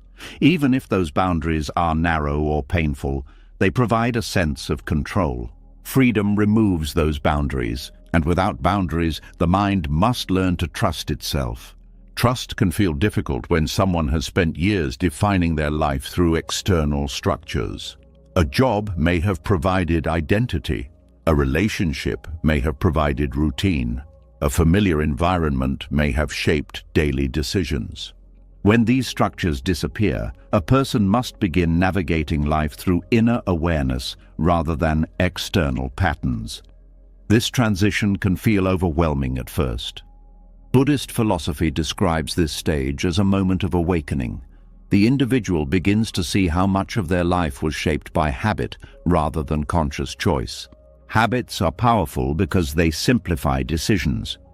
They allow people to move through life without constantly questioning their direction. But when habits no longer support growth, they become obstacles. Clinging to them prevents the emergence of new possibilities. The psychology of clinging becomes even stronger when emotional investment is involved. The more time, effort, and energy someone has invested in a situation, the harder it becomes to release it. The mind begins telling stories to justify the attachment. It reminds the person of the good moments that once existed. It highlights the effort already spent. It suggests that leaving now would mean wasting everything that came before. But Buddhism offers a different perspective. Past investment does not determine future growth. Just because something once held meaning does not mean it must continue indefinitely. Clinging to the past often prevents the present from evolving. Another reason clinging feels safer than freedom is the fear of self-discovery. When external structures disappear, a person must face deeper questions about who they are and what they truly want. Many individuals avoid these questions because they can be uncomfortable. It is easier to continue existing inside a familiar role than to explore a new identity. Freedom requires exploration. It invites a person to discover parts of themselves that may have remained hidden while they were busy maintaining old patterns. For some individuals, this discovery process feels exciting. For others, it feels intimidating. The unknown includes both possibility and challenge.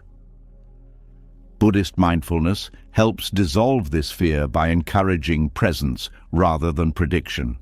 The mind often becomes overwhelmed because it tries to imagine every possible outcome before taking a step forward, but reality rarely unfolds according to these imagined scenarios. The future is not a fixed path waiting to be predicted. It is a field of possibilities that emerges through each decision made in the present moment. When someone practices mindfulness, they learn to focus on the step directly in front of them instead of trying to control everything that might happen later. This shift reduces the fear associated with freedom. Instead of seeing freedom as a vast and uncertain landscape, the person begins viewing it as a series of small moments that can be navigated one at a time. Each step builds confidence. Each experience creates new understanding. Gradually, the unknown begins to feel less threatening. Another important insight emerges during this process. Freedom does not mean life becomes easier immediately. Freedom means life becomes real. Without the constraints of clinging, individuals begin encountering experiences that reflect their authentic direction rather than their past habits. Some of these experiences will be joyful. Others may involve challenges that require growth, but they will belong to the present rather than the past. This distinction is powerful. When someone remains inside a situation simply because it feels safe, they are living according to old conditions. Their life becomes a continuation of patterns established long ago. Freedom allows them to create new conditions. Instead of repeating familiar suffering, they begin participating in experiences that reflect their current awareness. Over time, this shift transforms the way the mind perceives uncertainty. The unknown no longer appears as a threat. It becomes a space where new possibilities can emerge. The person begins recognizing that security built on stagnation is not true security. True stability comes from adaptability and awareness. When someone trusts their ability to navigate change, they no longer need to cling to rigid structures. They can allow life to evolve naturally. This trust does not eliminate fear entirely. Fear may still appear when stepping into unfamiliar situations, but awareness prevents that fear from controlling decisions. Instead of clinging automatically, the person pauses and observes. They notice the impulse to remain inside the familiar. They acknowledge the uncertainty of moving forward, and then they choose their path consciously. This conscious choice is the essence of freedom. Freedom is not simply the absence of constraints, it is the presence of awareness guiding each decision. When individuals develop this awareness, the psychological grip of clinging begins to weaken. The familiar no longer holds the same power over their choices. They begin recognizing when attachment is protecting growth rather than supporting it. And in that recognition, a new kind of courage appears. The courage to step into the unknown, not recklessly, not blindly, but with the understanding that life is meant to move forward. Each time someone releases an attachment rooted in fear, they strengthen their ability to trust the unfolding of their path. The mind becomes more flexible, the heart becomes more open, and gradually the person begins to see freedom not as something frightening, but as something natural. A space where life can continue growing without the limits imposed by past habits. A space where new experiences can arise. A space where the future is no longer defined by the fear of letting go. In that space, clinging slowly dissolves, and what remains is a quiet sense of possibility. When a person finally loosens their grip on what they were clinging to, a strange quiet begins to appear. The patterns that once filled every day with tension, repair, and emotional noise suddenly fade. The familiar struggle disappears. The endless thinking about what should be fixed or controlled slowly dissolves. At first, this moment feels like relief. The mind becomes lighter. The constant pressure to hold something together is gone. But soon after that relief, another feeling begins to surface. And many people are not prepared for it. Emptiness. It arrives quietly, not as a dramatic event, but as a wide-open space where something used to exist. The conversations that once repeated every day are no longer happening. The emotional storms that once demanded attention are gone. The routines built around fixing problems or maintaining fragile situations suddenly disappear. And for many people, this emptiness feels unsettling. The mind begins asking a new set of questions. What now? What fills this space? Why does everything feel so quiet? For someone who has spent years holding on, the silence that follows letting go can feel almost uncomfortable. Life seems slower. The mind is no longer occupied with constant repair or emotional negotiation. This stage is one of the most misunderstood phases of transformation. Many individuals interpret emptiness as something negative. They assume that the absence of struggle means something important has been lost. They may even feel tempted to return to the old situation simply to escape the unfamiliar quiet. But Buddhist teachings offer a very different perspective on this moment. In Buddhism, emptiness is not seen as a void of meaning. It is seen as space where new life can eventually grow. This idea becomes easier to understand when observing nature. A field that has been overworked for many seasons cannot immediately produce new crops. It must first rest. The soil needs time to recover its nutrients. During that resting period, the field may look empty. But that emptiness is not useless. It is preparation. The same process occurs in emotional and spiritual life. When someone releases attachments that once consumed their attention, the mind needs time to recalibrate. Old habits dissolve. Old emotional reactions fade. The identity connected to the previous situation slowly loosens. During this transition, the person may feel uncertain because the next chapter has not yet fully appeared. This uncertainty is natural. For a long time, the mind relied on familiar structures to define daily life. Now those structures are gone. Without them, the person must learn to navigate a new kind of openness. Many people rush to fill this space immediately. They search for new relationships, new commitments, or new distractions as quickly as possible.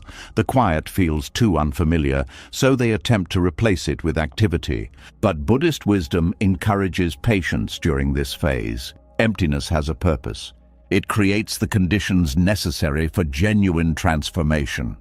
If the mind rushes to fill the space too quickly, it may repeat the same patterns that existed before.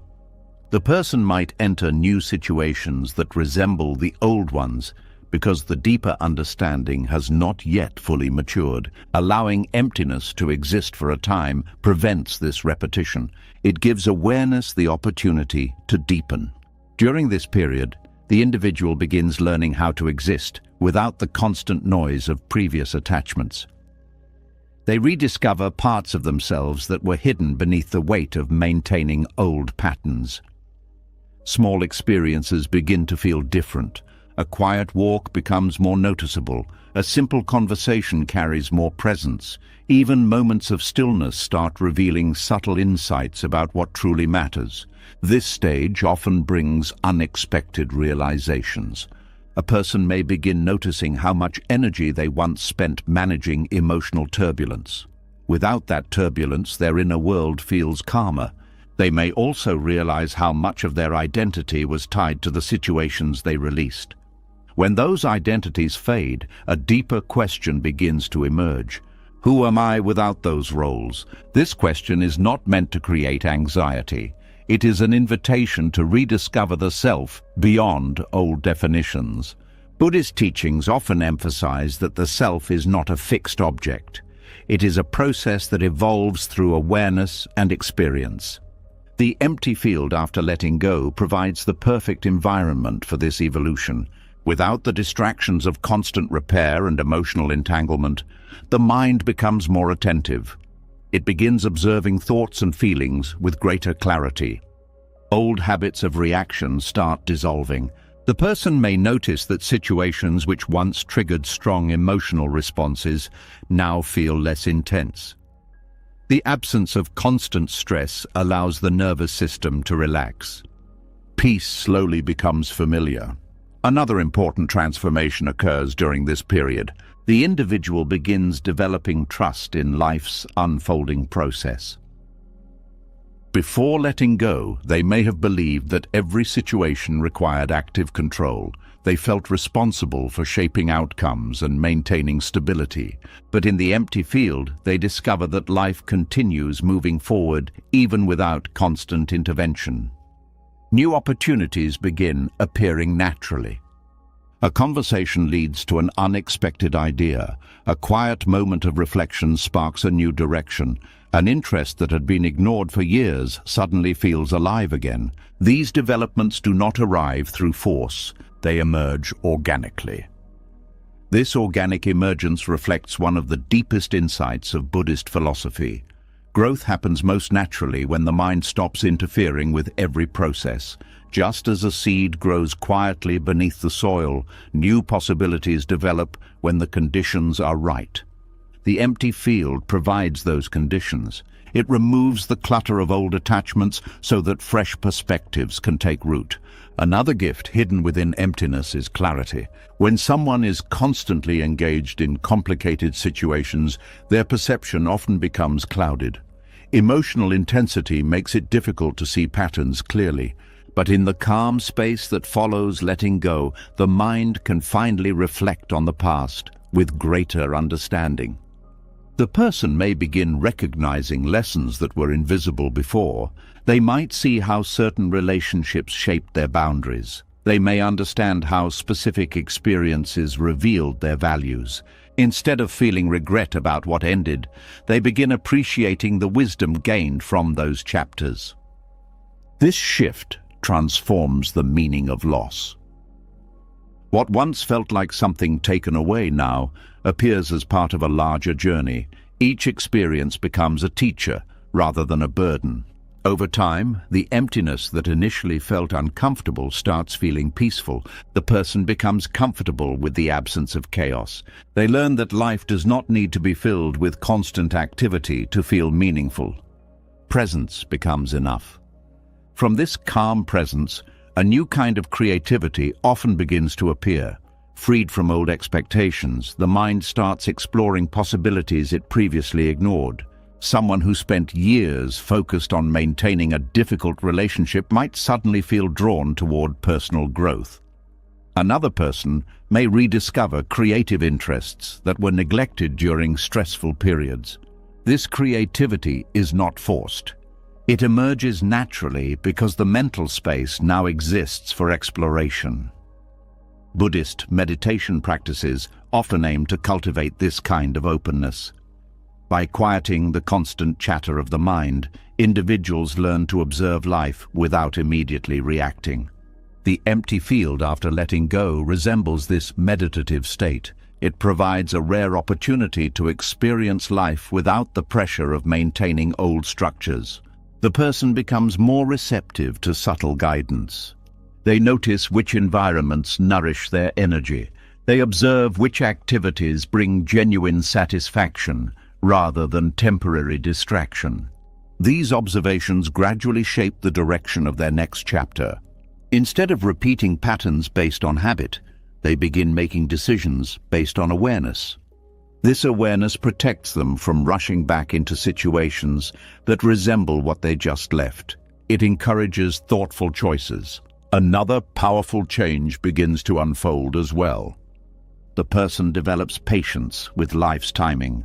Before letting go, they may have felt urgency to control outcomes. They wanted answers quickly. They wanted stability immediately. But the empty field teaches a different rhythm. Growth does not always appear instantly. Seeds require time beneath the soil before they break through the surface. The same is true for personal transformation. The quiet period after letting go is not wasted time. It is preparation.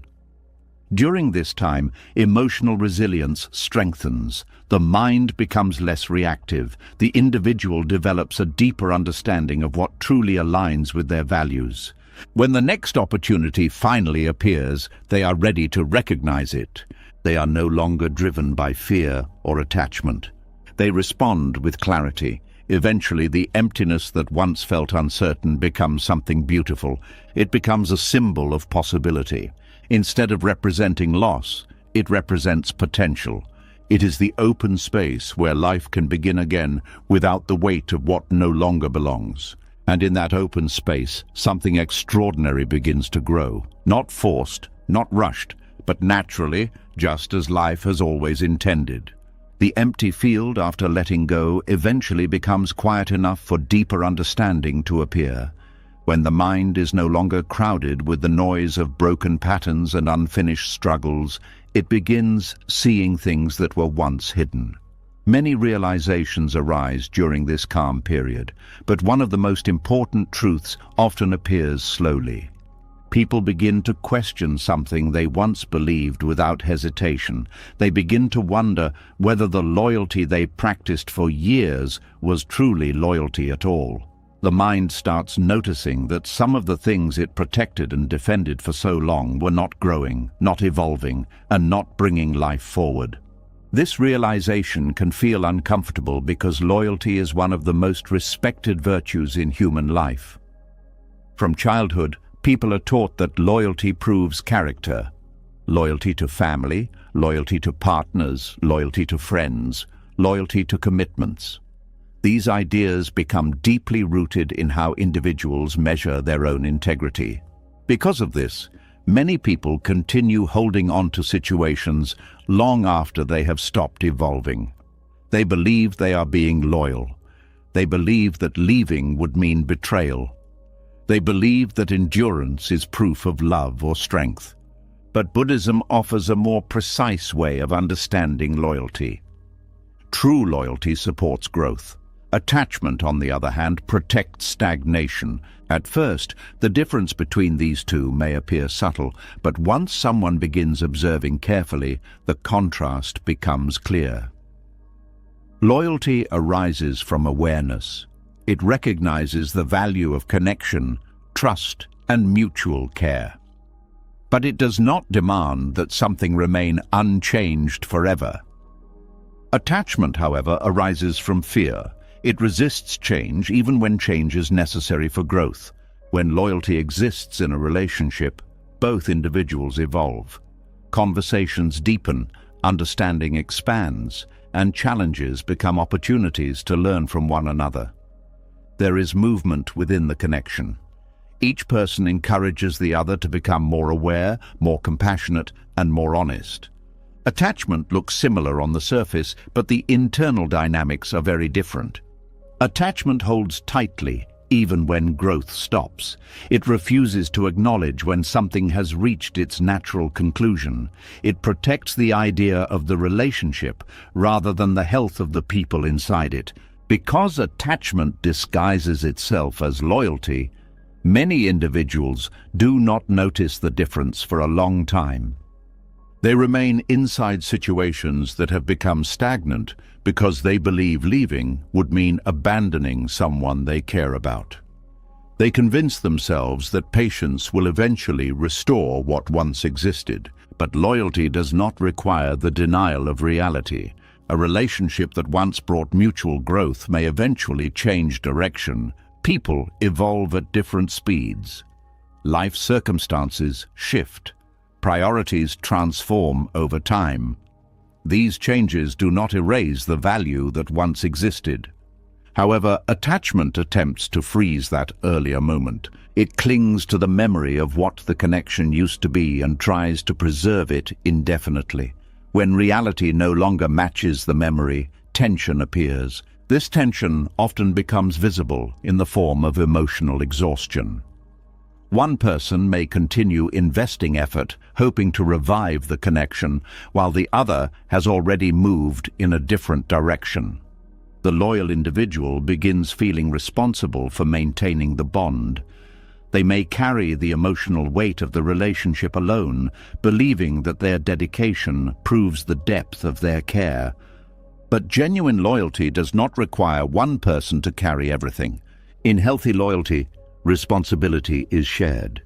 Each individual participates in nurturing the relationship. Each person contributes to its growth. There is balance between giving and receiving. Attachment removes that balance. When attachment takes control, one person often becomes the caretaker of the connection, while the other simply remains inside it. Over time, this imbalance creates resentment and fatigue. The person who continues holding everything together may feel unappreciated. They may struggle to understand why their loyalty is not producing the harmony they expected. The reason lies in the difference between nurturing growth and preserving stagnation. Loyalty nurtures what is alive. Attachment preserves what has already ended. Buddhist teachings emphasize awareness as the key to recognizing this difference. Without awareness, the mind tends to romanticize attachment. It tells stories about sacrifice and devotion. It praises endurance even when endurance leads to suffering. Awareness gently challenges these narratives. It asks simple but powerful questions. Is this connection still encouraging growth for both people? Is the effort shared equally? Does the relationship bring clarity and understanding, or does it create confusion and exhaustion? These questions are not meant to assign blame. They simply reveal whether the bond remains alive. When someone begins asking these questions honestly, they may discover that what they believed was loyalty has actually been attachment. This discovery can feel painful at first because it requires reinterpreting past experiences. The person may realize that they stayed far longer than necessary. They may see how fear of betrayal prevented them from acknowledging what was already clear. But Buddhist wisdom encourages compassion during this realization. Every person learns through experience. Attachment often arises from sincere intentions. People cling not because they are weak, but because they value connection deeply.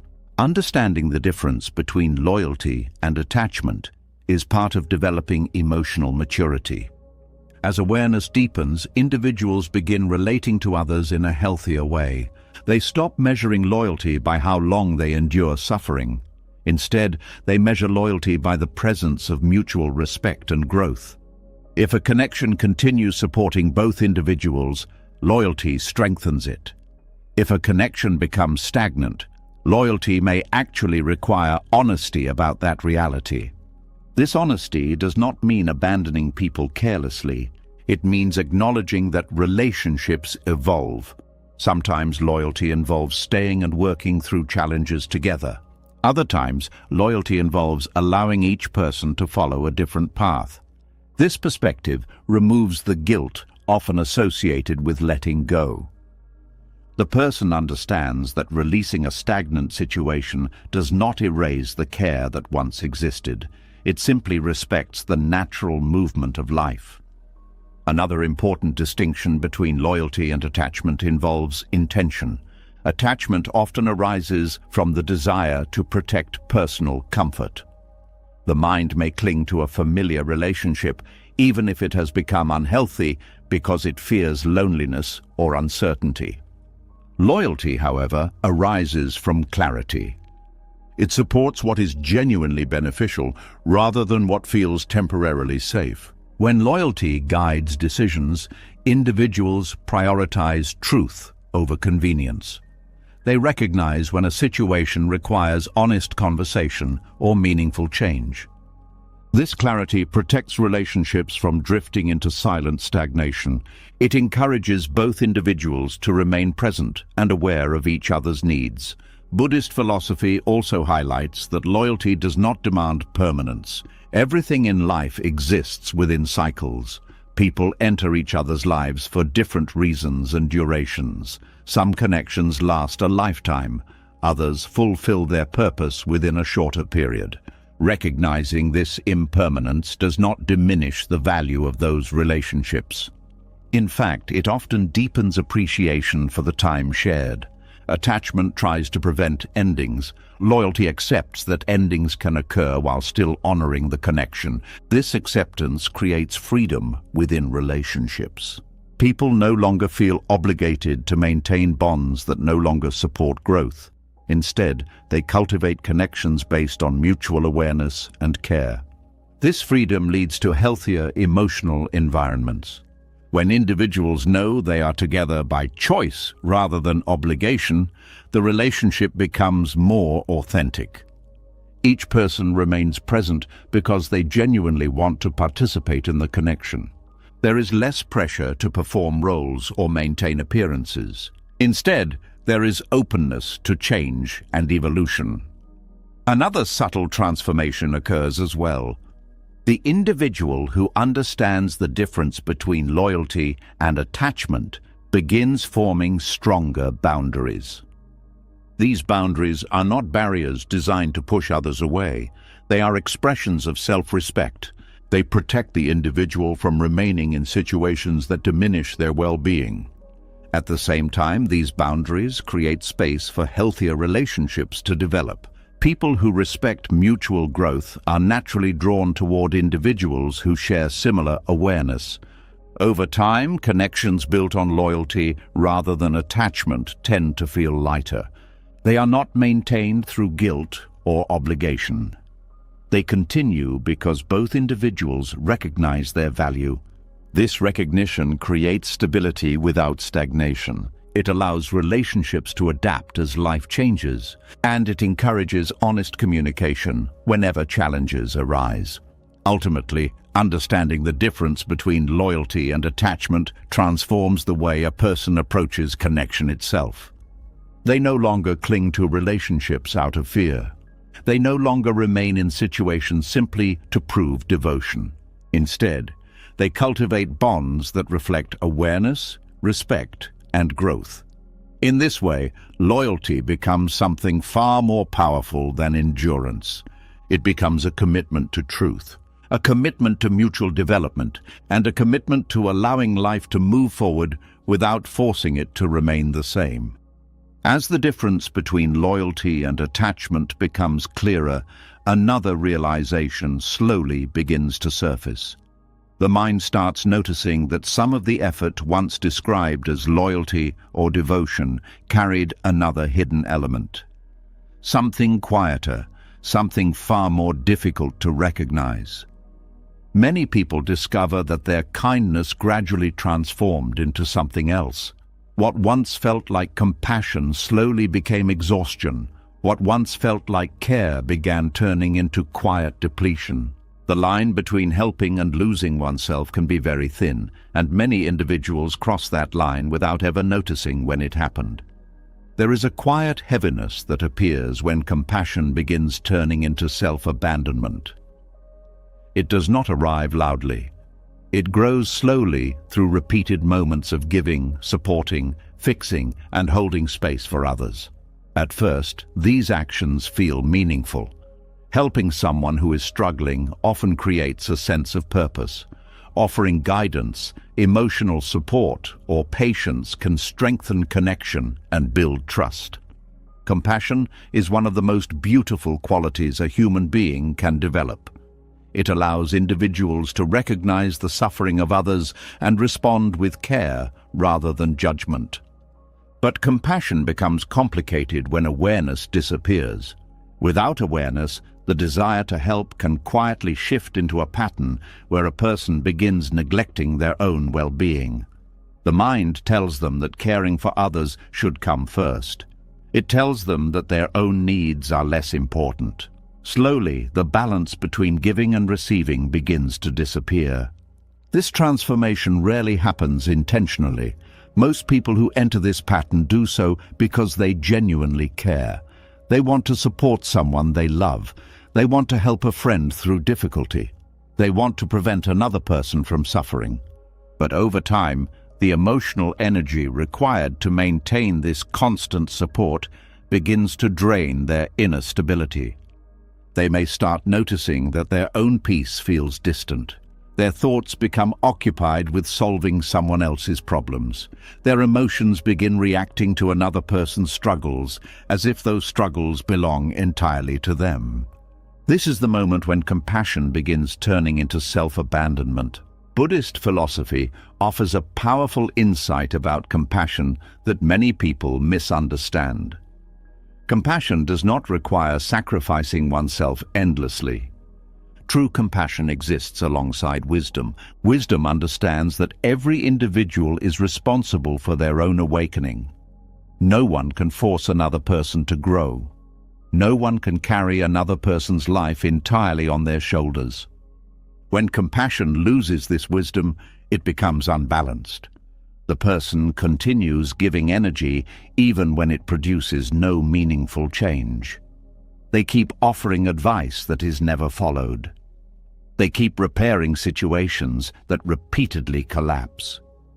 Instead of supporting growth, their effort begins maintaining stagnation.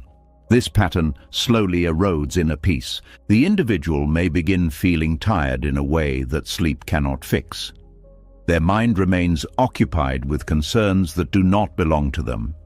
Their emotional state becomes dependent on whether another person is doing well or struggling. When someone lives in this condition for a long time, they often lose connection with themselves. Their own needs become secondary. Their personal goals may be postponed indefinitely. Their inner voice becomes quieter as the focus remains fixed on another person's situation. From the outside, this behavior may appear admirable. Others may praise the individual for their patience and dedication. Society often celebrates self-sacrifice as a sign of virtue. But Buddhist teachings invite a deeper examination. The middle path is one of the central principles of Buddhist philosophy. It encourages balance rather than extremes. This principle applies not only to material desires, but also to emotional and relational life. The middle path teaches that compassion must exist alongside self-respect. If compassion leads to complete exhaustion, something has moved out of balance. A person who constantly abandons their own needs eventually loses the ability to help anyone effectively. Their emotional resources become depleted, their clarity fades. Helping others from a place of emptiness does not create healing, it creates dependency. The person receiving help may unconsciously rely on the constant support instead of developing their own strength. Meanwhile, the person giving help continues feeling responsible for outcomes they cannot control. This dynamic traps both individuals in a cycle that prevents real growth. Recognizing this cycle can feel uncomfortable because it challenges deeply held beliefs about kindness. Many people believe that refusing to continue helping would mean they are selfish or uncaring. They fear that setting boundaries will hurt someone they love, but Buddhism reframes the idea of boundaries. Boundaries are not acts of rejection, they are acts of clarity. When someone sets a boundary, they are acknowledging that each person must walk their own path. They are respecting the natural process of learning through experience. Growth often requires individuals to face the consequences of their choices. If someone continually shields another person from those consequences, the opportunity for growth may never appear. Compassion, guided by wisdom, recognizes this truth. It continues caring for others while also allowing them to take responsibility for their own lives.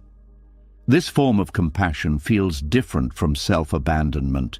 It does not require constant sacrifice. Instead, it expresses support without attachment to controlling outcomes. The person may still offer encouragement, kindness, and understanding, but they no longer feel obligated to solve every problem or prevent every mistake. This shift creates a healthier dynamic for everyone involved. The individual who previously felt responsible for everything begins reclaiming their energy. They rediscover the importance of caring for their own emotional well-being. They start noticing how their peace returns when they stop carrying burdens that were never theirs to hold. At the same time, the other person gains the opportunity to develop independence. Without someone constantly repairing their situation, they may begin exploring their own capacity for change. This process may take time. Sometimes the individual receiving help initially reacts with confusion or frustration when boundaries appear.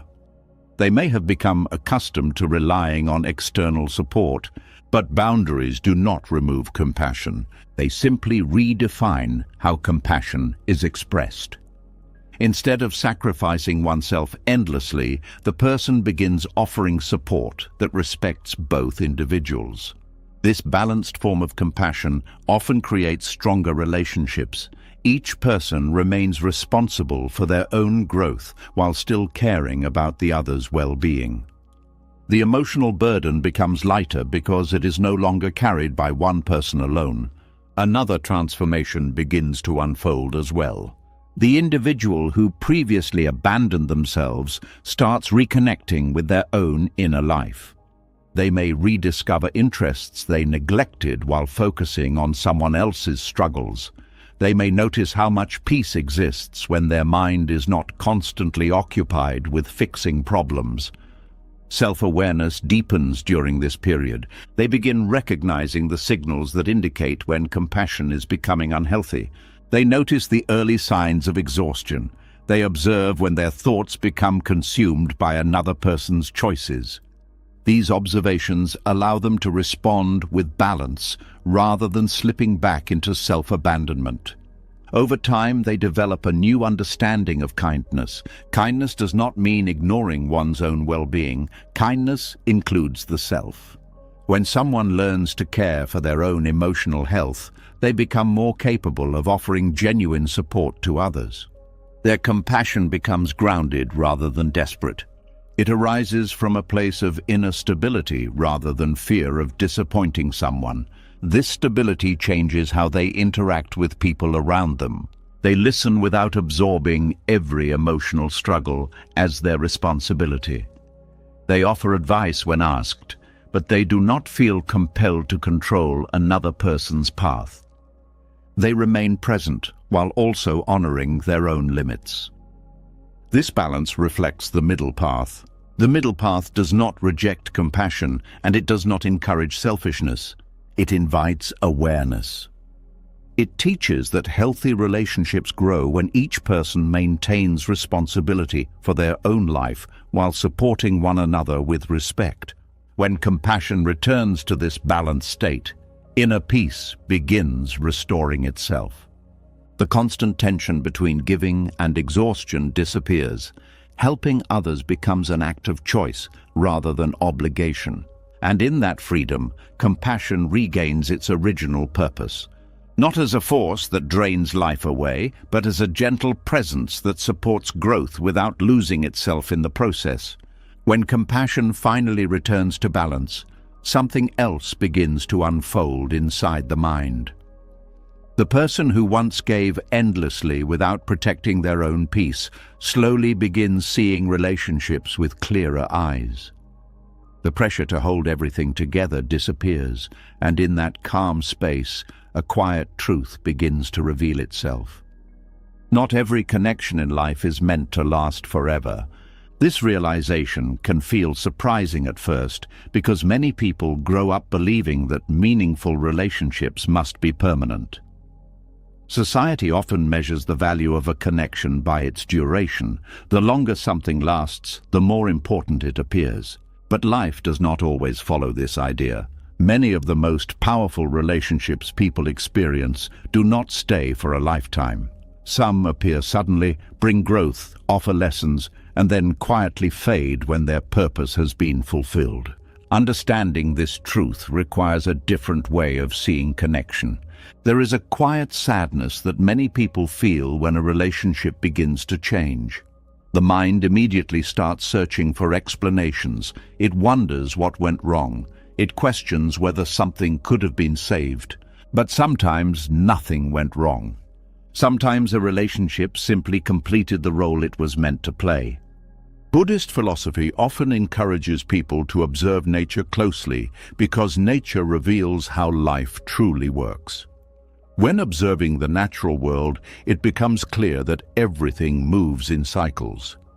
Trees grow leaves in spring, flowers bloom during summer, autumn arrives and the leaves begin falling, winter follows and the branches rest quietly until the next season begins. None of these changes mean the tree has failed. They simply reflect the rhythm of life. Relationships often follow similar rhythms. Some connections appear during moments of growth. They help individuals develop new perspectives, overcome challenges, or discover strengths they did not know existed. During this time, the connection feels vibrant. Conversations flow easily. Both people feel energized by the relationship. It feels as if the connection could continue forever, but life continues moving. People evolve. Circumstances shift. New paths begin appearing. Gradually, the rhythm of the relationship may begin changing. Conversations become less frequent. Interests move in different directions. The emotional closeness that once defined the connection slowly softens. For many individuals, this stage creates confusion. They may believe that something must be repaired. They might attempt to restore the exact dynamic that once existed. They may feel guilty for noticing that the connection no longer feels the same. But Buddhist wisdom offers a gentler interpretation. Some relationships are seasonal. Just as certain flowers bloom only for a short period before returning to the soil, some connections exist only during specific chapters of life. These relationships do not lose their value simply because they end. In fact, their temporary nature often makes them even more meaningful. A seasonal relationship may appear during a difficult time and provide the support needed to move forward. Another connection may introduce ideas that change the direction of someone's life. Even if these individuals eventually move in different directions, the impact of that connection continues, shaping their journey. The mind often struggles to accept this idea because attachment prefers permanence. Attachment tells people that if something is truly valuable, it should remain unchanged. It encourages them to preserve connections exactly as they once were. But life is not static. Every person continues growing and transforming. If two individuals grow in similar directions, their connection may continue evolving alongside them. If their paths begin diverging, the relationship may naturally reach its conclusion. This ending does not erase the beauty of what existed. It simply reflects the natural rhythm of growth. Many people resist this rhythm because they interpret endings as rejection. They may believe that if someone leaves their life, it means the connection was not real. But this belief misunderstands how relationships function. Two people can genuinely care for one another and still move in different directions over time. Their connection may have fulfilled an important role during a specific chapter of life. When that chapter ends, the relationship may quietly release itself. Understanding this idea allows individuals to experience relationships with greater presence. Instead of clinging to the fear of losing someone, they begin appreciating the time shared while it exists. They recognize that the value of a connection is not determined by how long it lasts, but by how deeply it influences growth. This perspective removes much of the anxiety that often surrounds relationships. People no longer feel pressured to force permanence. They become more attentive to the quality of the connection in the present moment. They listen more carefully. They speak more honestly. They appreciate the experiences shared together rather than worrying about how long the relationship will continue. This presence creates richer connections. Another important shift occurs as well. Individuals begin releasing the need to control how relationships evolve. They understand that growth cannot be forced and that connections cannot be preserved by sheer determination. Instead, they allow relationships to follow their natural course. If the connection continues nurturing both individuals, they welcome its presence. If the connection begins fading as life moves forward, they allow that transition to occur without resentment. This acceptance creates emotional freedom. The person no longer feels responsible for holding relationships together beyond their natural lifespan. They also stop blaming themselves when connections change. Instead of asking what they did wrong, they begin asking what the relationship taught them. Every meaningful connection leaves something behind. Sometimes it offers knowledge about personal boundaries. Sometimes it reveals new perspectives about life. Sometimes it simply provides comfort during a difficult period. These lessons remain even after the relationship ends. Buddhist teachings often emphasize gratitude as a way of honoring impermanent experiences. Gratitude acknowledges that something valuable existed without demanding that it continue forever. When someone practices gratitude for seasonal relationships, they transform the experience of loss. Instead of focusing on what has disappeared, they recognize what was gained. They remember the conversations that changed their thinking. They remember the moments of laughter or understanding that brought light to their lives. These memories become part of their personal story. Another aspect of seasonal relationships involves recognizing when it is time to release the connection gracefully. This recognition requires honesty. Sometimes people hold on to relationships long after both individuals have moved forward emotionally. They continue communicating out of habit rather than genuine connection. The conversations may feel forced. The energy that once defined the relationship may no longer be present. Letting go during this stage allows both people to follow their paths freely.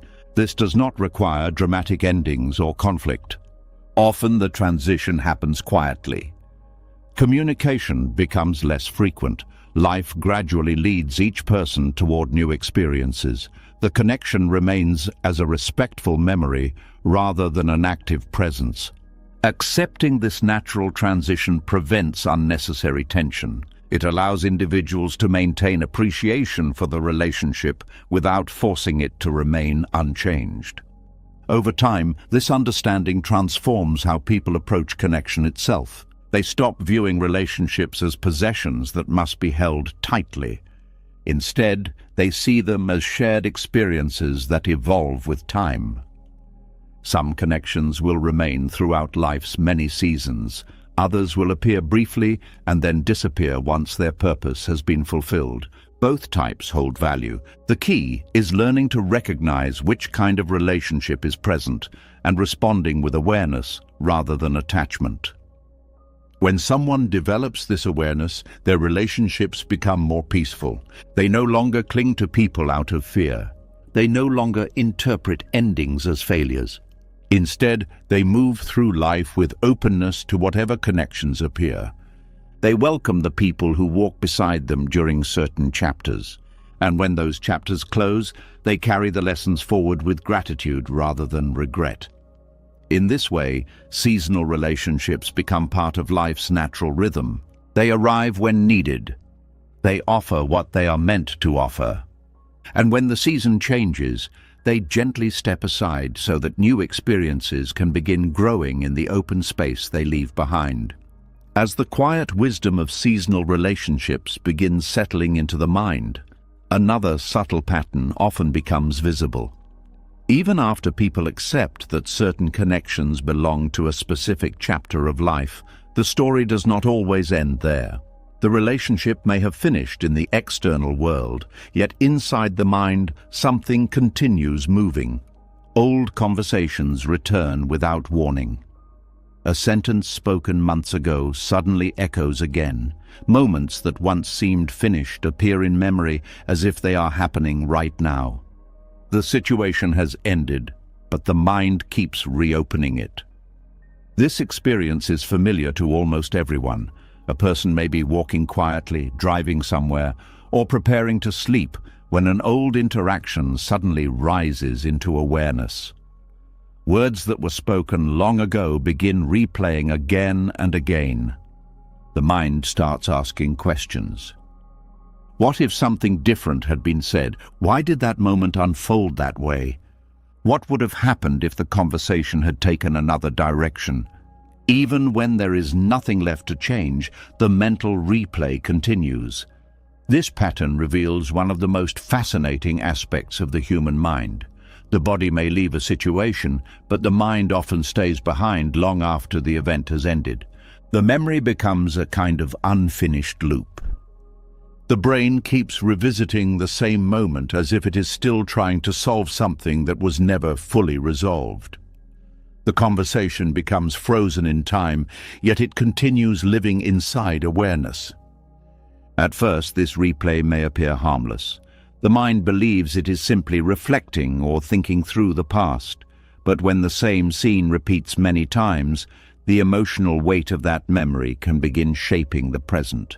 Buddhist philosophy describes this pattern as a form of mental attachment. Even though the external relationship or event has ended, the mind continues feeding energy into the memory. Each time the moment is replayed, attention is given to something that no longer exists in the present. This attention becomes a form of emotional watering.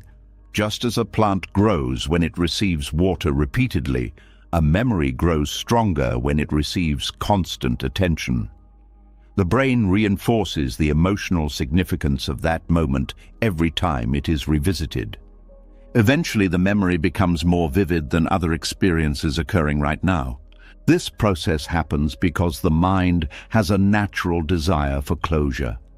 When something ends without clear resolution, the brain attempts to reconstruct the situation again and again, searching for answers. It replays conversations to examine every detail. Perhaps a different phrase would have changed the outcome. Perhaps a certain moment was misunderstood.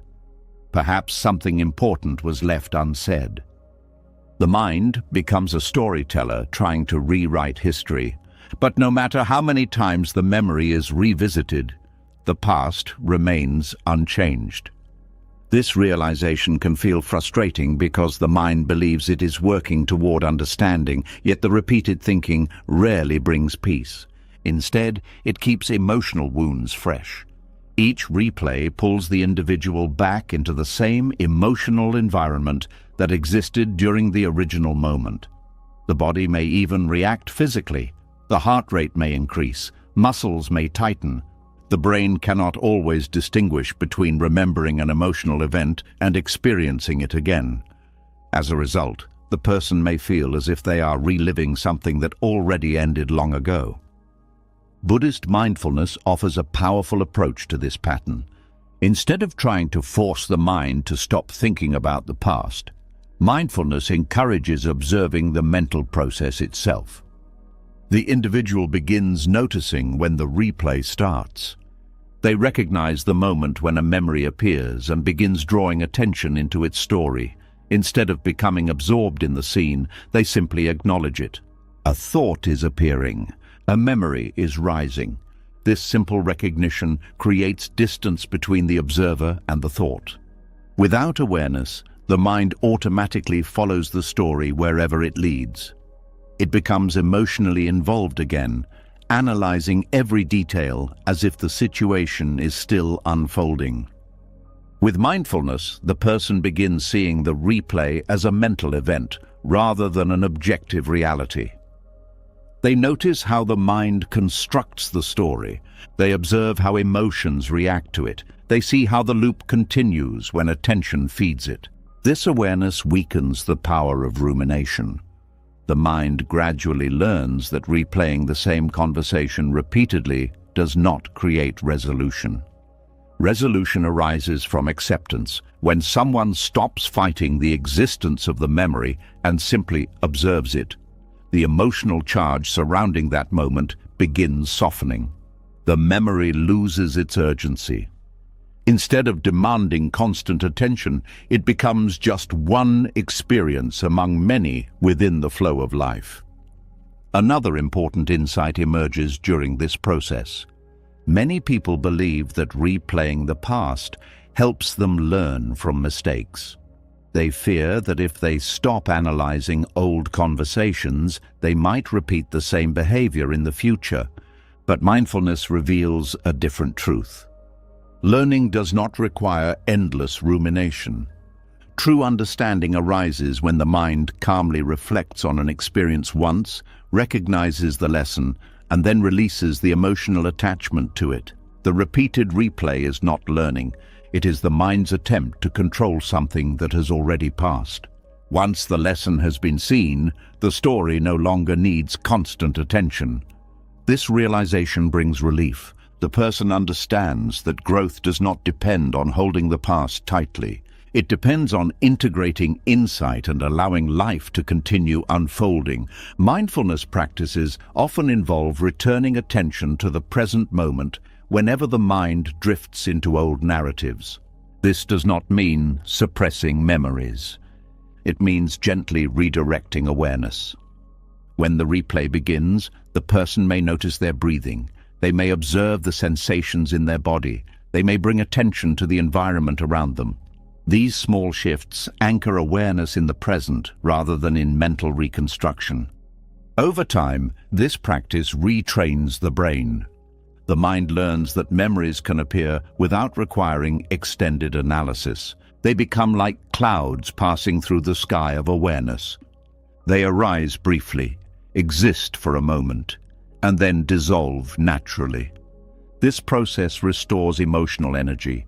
When the mind is no longer consumed by replaying old conversations, it has more space for present experiences. Relationships that exist right now receive fuller attention. Creative thoughts begin appearing more freely. Even moments of silence feel calmer because the mind is not constantly revisiting unfinished stories. Another transformation occurs as well. The individual begins recognizing that many of the conversations replayed by the mind were never meant to be solved. Human interactions are complex. Words are sometimes misunderstood. Emotions influence how messages are delivered and received. Not every moment can be explained perfectly. Accepting this imperfection allows the mind to relax. The person realizes that some memories will remain incomplete. But incompleteness does not mean failure. It simply reflects the complexity of human experience. This acceptance removes the urgency to analyze every detail of the past. Instead of searching endlessly for the perfect interpretation, the individual allows the moment to remain part of their history without demanding resolution. Gradually, the emotional watering stops. The memory still exists, but it no longer grows stronger. Without repeated attention, it fades into the background of the mind. It becomes one of many experiences that shaped the person's journey, rather than a dominant story that defines it. In this way, mindfulness interrupts the cycle of rumination. It does not erase memories, it changes the relationship with them. Instead of living inside the past, the person becomes an observer of how the mind interacts with it. And through that observation, the endless replay of dead conversations slowly begins to quiet. What remains is not the noise of unfinished dialogue, but the calm presence of a mind learning to live fully in the moment that is actually unfolding now. As the mind gradually learns to stop replaying dead conversations, another hidden weight often becomes visible. The memories may quiet down, the emotional loops may soften, and the person may finally begin feeling the calm that follows letting go. Yet even after the past stops pulling attention backward, something else can still hold a person in place. It is not the memory of the relationship itself. It is the fear of how the decision to leave might be seen. A quiet worry begins appearing in the mind. The situation may have clearly stopped growing. The signs of stagnation may have been present for a long time. The person may already understand that continuing to invest energy will only create more exhaustion. But one thought continues lingering. What will people think? This question has more power than many individuals realize. Human beings naturally care about how they are perceived by others. Reputation, approval, and belonging have always played important roles in social life. From early childhood, people are taught that perseverance is a virtue. They hear stories that praise endurance. They are reminded that strong individuals never give up. Because of this cultural narrative, stepping away from something can feel uncomfortable. The mind immediately begins comparing the decision to the idea of quitting. It wonders whether leaving will be interpreted as weakness. It worries that others might assume the person lacked determination or patience.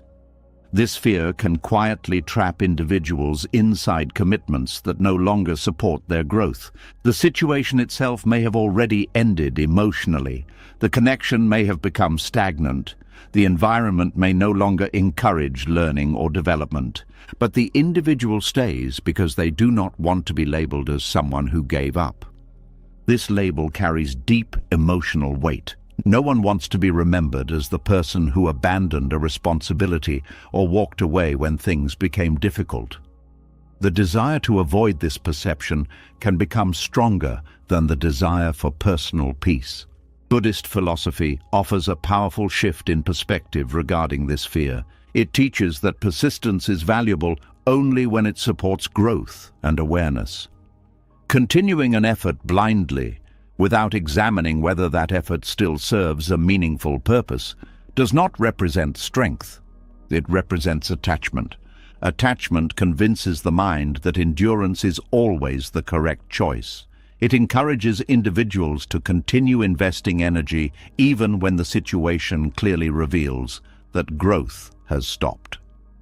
But wisdom asks a different question. Is continuing truly beneficial? This question requires honest reflection. Sometimes persistence leads to transformation. Difficult challenges can strengthen resilience, deepen understanding, and bring new opportunities for learning. In those moments, staying committed makes sense. But there are other situations where persistence simply prolongs suffering. The environment may remain toxic. The relationship may continue repeating the same unhealthy patterns. The project may have lost its direction entirely. When growth disappears, persistence becomes something else. It becomes resistance to reality. Buddhist teachings emphasize discernment as a form of wisdom. Discernment involves observing a situation clearly without allowing fear or social expectations to distort perception. It asks individuals to examine whether their actions align with truth rather than reputation. This form of awareness often reveals that leaving a stagnant situation is not an act of quitting. It is an act of clarity. Discernment recognizes when a path has reached its natural conclusion. It acknowledges that continuing simply to maintain appearances does not create progress. The courage required to step away from such situations often goes unnoticed. Society celebrates those who endure visible challenges, but it rarely recognizes the quiet strength involved in releasing commitments that no longer support life. Walking away requires confronting several layers of fear. There is the fear of judgment from others. There is the fear of disappointing people who expected the person to continue. There is also the fear of uncertainty about what comes next. Each of these fears can create hesitation. But Buddhist wisdom encourages looking beyond the surface of these fears. Many of the judgments people imagine rarely occur as intensely as expected. Even when others do question a decision, their opinions often reflect their own beliefs rather than the reality of the situation. Every individual interprets persistence and withdrawal differently. One person may view stepping away as weakness. Another may see it as wisdom. Trying to control these interpretations is impossible. What remains within a person's control is their own clarity about why the decision was made. When someone understands that a commitment has stopped supporting growth, they begin seeing their choice differently. Instead of feeling ashamed for leaving, they recognize that staying would have meant ignoring what they already knew. This understanding strengthens self-trust. Self-trust is an essential part of emotional maturity. It allows individuals to rely on their awareness rather than constantly seeking validation from external opinions. Without self-trust, people become dependent on approval. They continue situations simply because others expect them to. They measure success based on how their decisions appear rather than whether those decisions align with truth. Buddhist philosophy encourages releasing this dependence. It teaches that clarity comes from within, not from the approval of the crowd. When individuals listen carefully to their own awareness, they begin recognizing when a path is no longer alive. They notice the absence of growth. They observe the emotional fatigue that arises from continuing without purpose. Instead of interpreting these signals as weakness, they begin understanding them as guidance.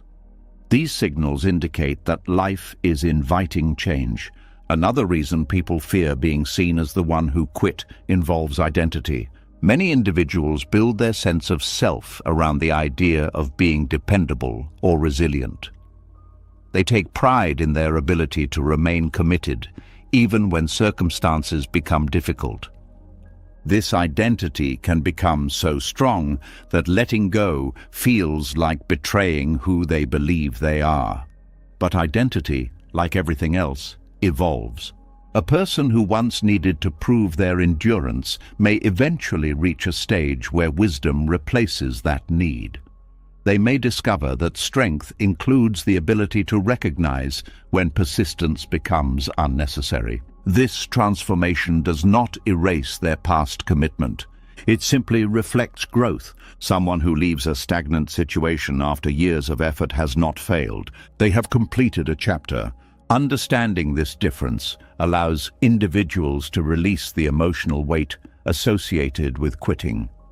Instead of framing their decision as abandonment, they begin viewing it as graduation from an experience that has already taught everything it could offer. Another powerful insight emerges during this stage. The fear of being judged often exists more strongly inside the mind than in the outside world. People imagine conversations where others criticize their choice. They picture themselves being questioned about why they left.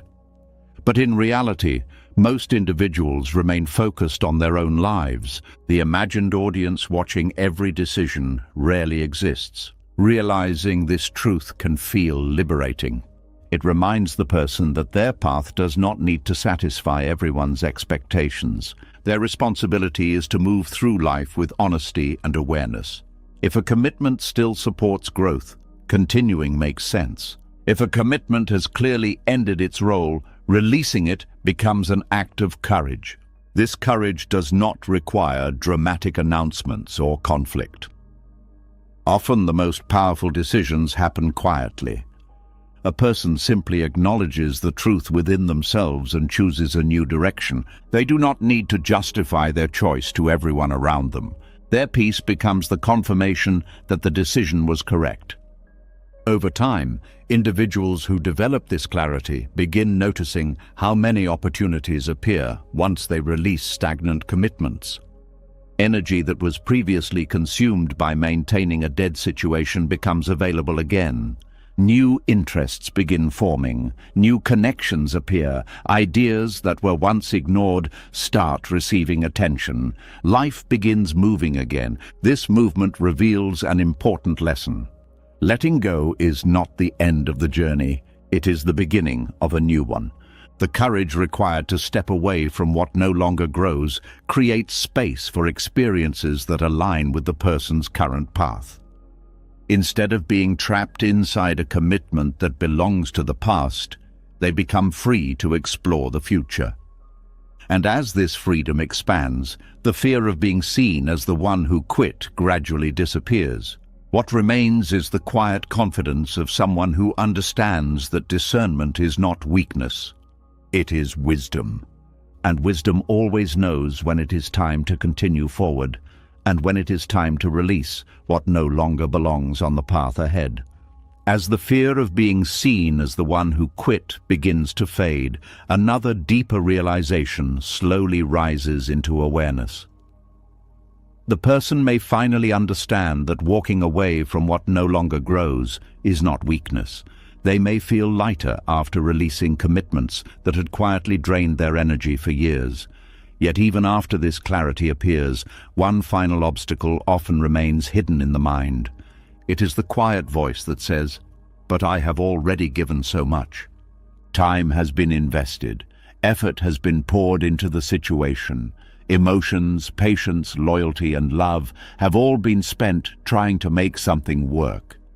Because of this history, the mind begins telling a familiar story. Stopping now would waste everything that has already been given. This thought feels powerful because human beings naturally value the things they invest in.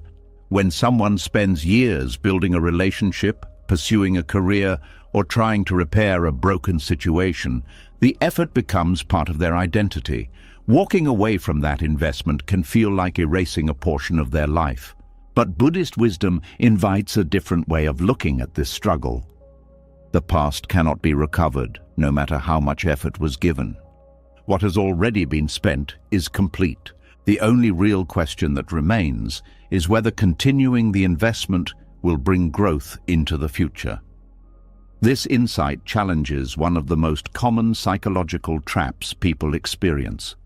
The mind often believes that the value of a situation increases simply because more energy has been placed into it. The longer someone remains committed, the harder it becomes to leave. This pattern appears in many areas of life. A person may remain inside a relationship that no longer supports emotional growth because they remember the years they spent nurturing it. Someone may continue working in an environment that drains their creativity because they invested so much time building their career there. Even small decisions follow this pattern. A person may continue reading a book they no longer enjoy simply because they have already finished half of it. They may continue watching a film they dislike because they already spent time starting it. The mind feels uncomfortable abandoning something once effort has been given. This discomfort comes from a belief that stopping would invalidate the investment. But Buddhist philosophy gently reveals that this belief is based on misunderstanding. The past does not disappear when someone changes direction. Every experience contributes to learning and growth, regardless of whether the situation continues.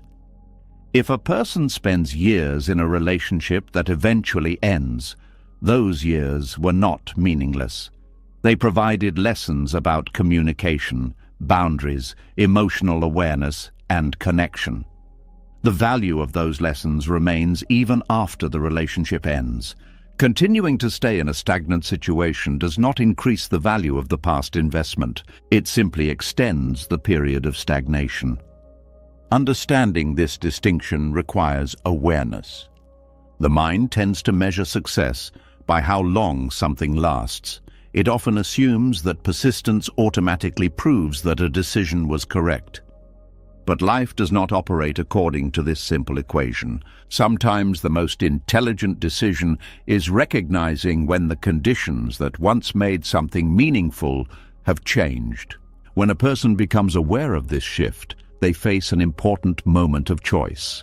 They can continue investing energy simply to justify what has already been spent. Or they can acknowledge that the past investment has already fulfilled its purpose.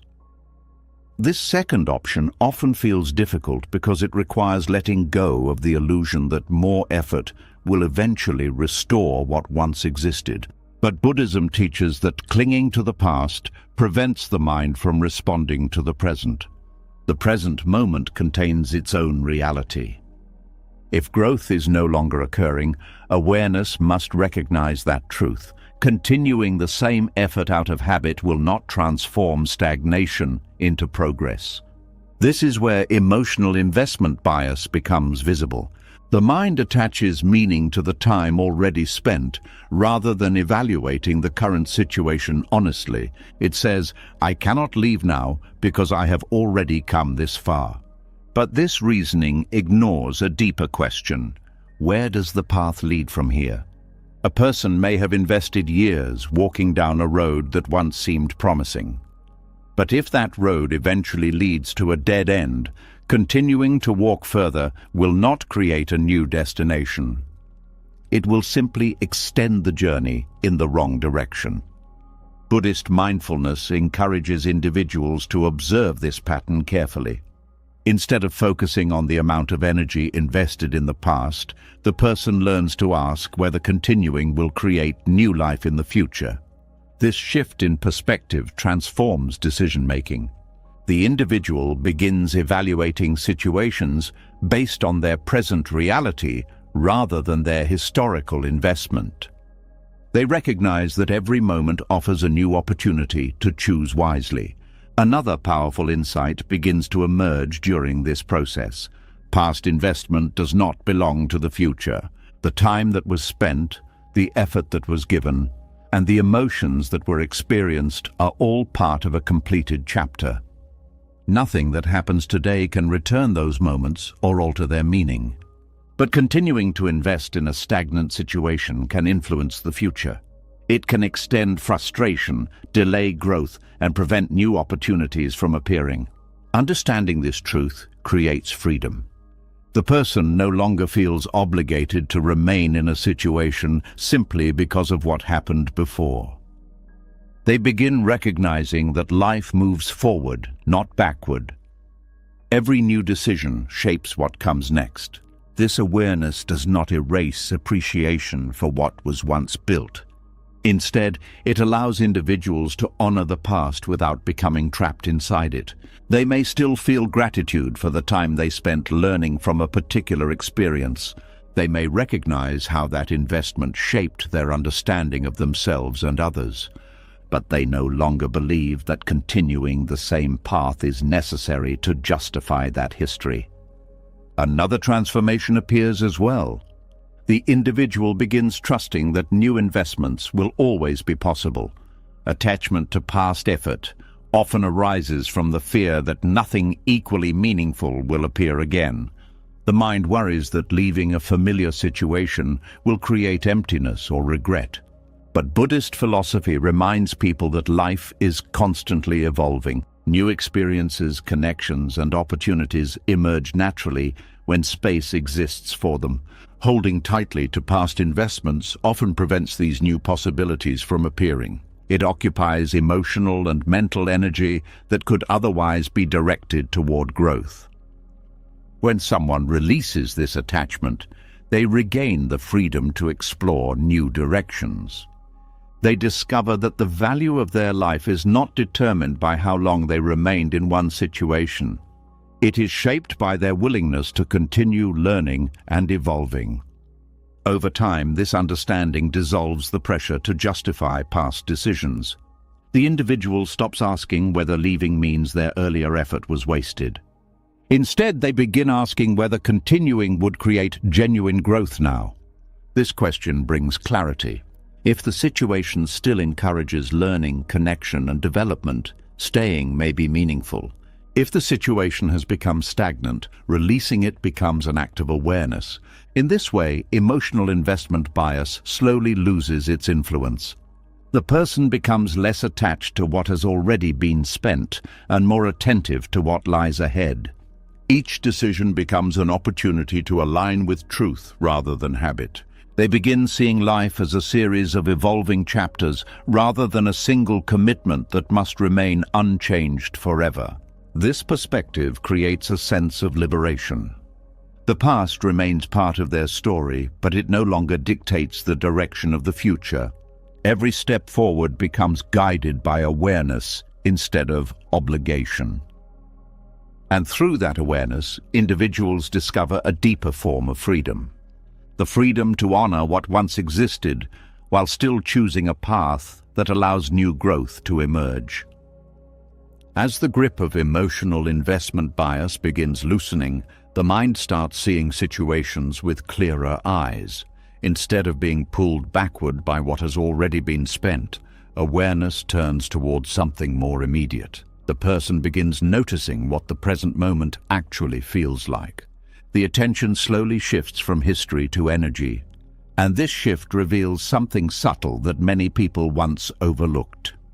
Every situation carries a certain kind of energy. Some environments feel light, alive, and open. Conversations move naturally. Ideas expand. There is curiosity, movement, and the quiet sense that something meaningful is unfolding.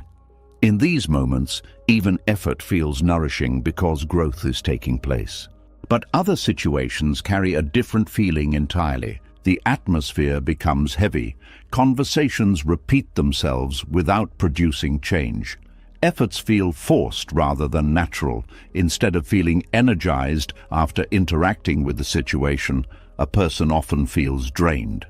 This contrast between flowing energy and stagnant energy becomes one of the most important signals a person can learn to observe.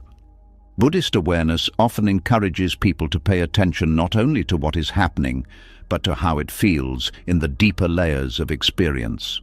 Beneath words, beneath actions, there is always an underlying movement of energy shaping the situation. When something is healthy and evolving, the energy tends to move.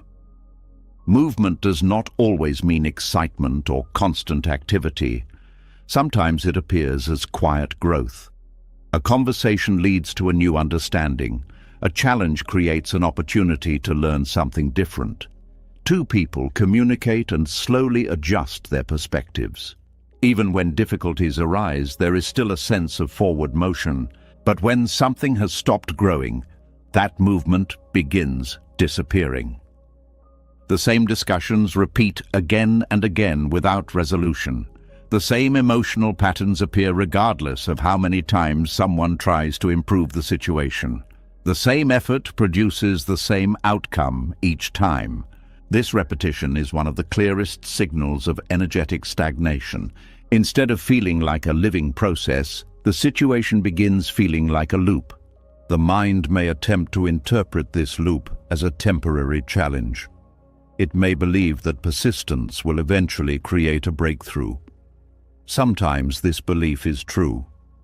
Certain situations require patience before change becomes visible. But when stagnation continues for a long period without any genuine movement, the energy of the situation begins communicating something important. It is saying that growth has paused. Learning to recognize this energetic message requires attention. Many people become so focused on solving problems that they stop observing the environment surrounding the problem.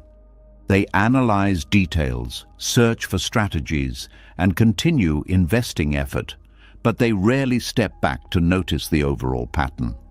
Buddhist mindfulness invites individuals to step back. Instead of becoming lost in constant activity, they begin observing the quality of the situation itself. They ask quiet questions. Does this environment encourage clarity or confusion? Do conversations create understanding or simply repeat old frustrations? Does effort lead to progress, or does it return to the same starting point every time? These questions shift awareness toward the energetic flow of the experience. Sometimes the answers appear immediately.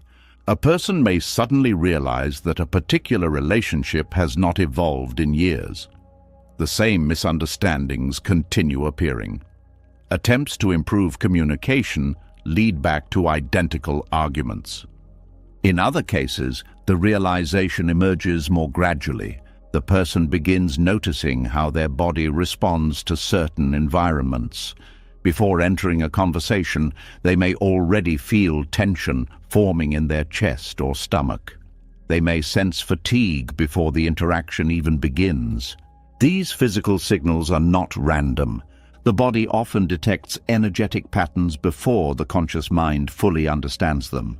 If someone repeatedly leaves an interaction feeling drained, discouraged, or emotionally heavy, that sensation becomes valuable information. It suggests that the situation may no longer support growth. This awareness does not require immediate judgment. The purpose of observing energy is not to criticize others or assign blame. Every situation contains many influences, including personal histories, expectations, and circumstances beyond anyone's control. But recognizing the energetic pattern allows individuals to respond wisely. When energy flows, participation feels natural.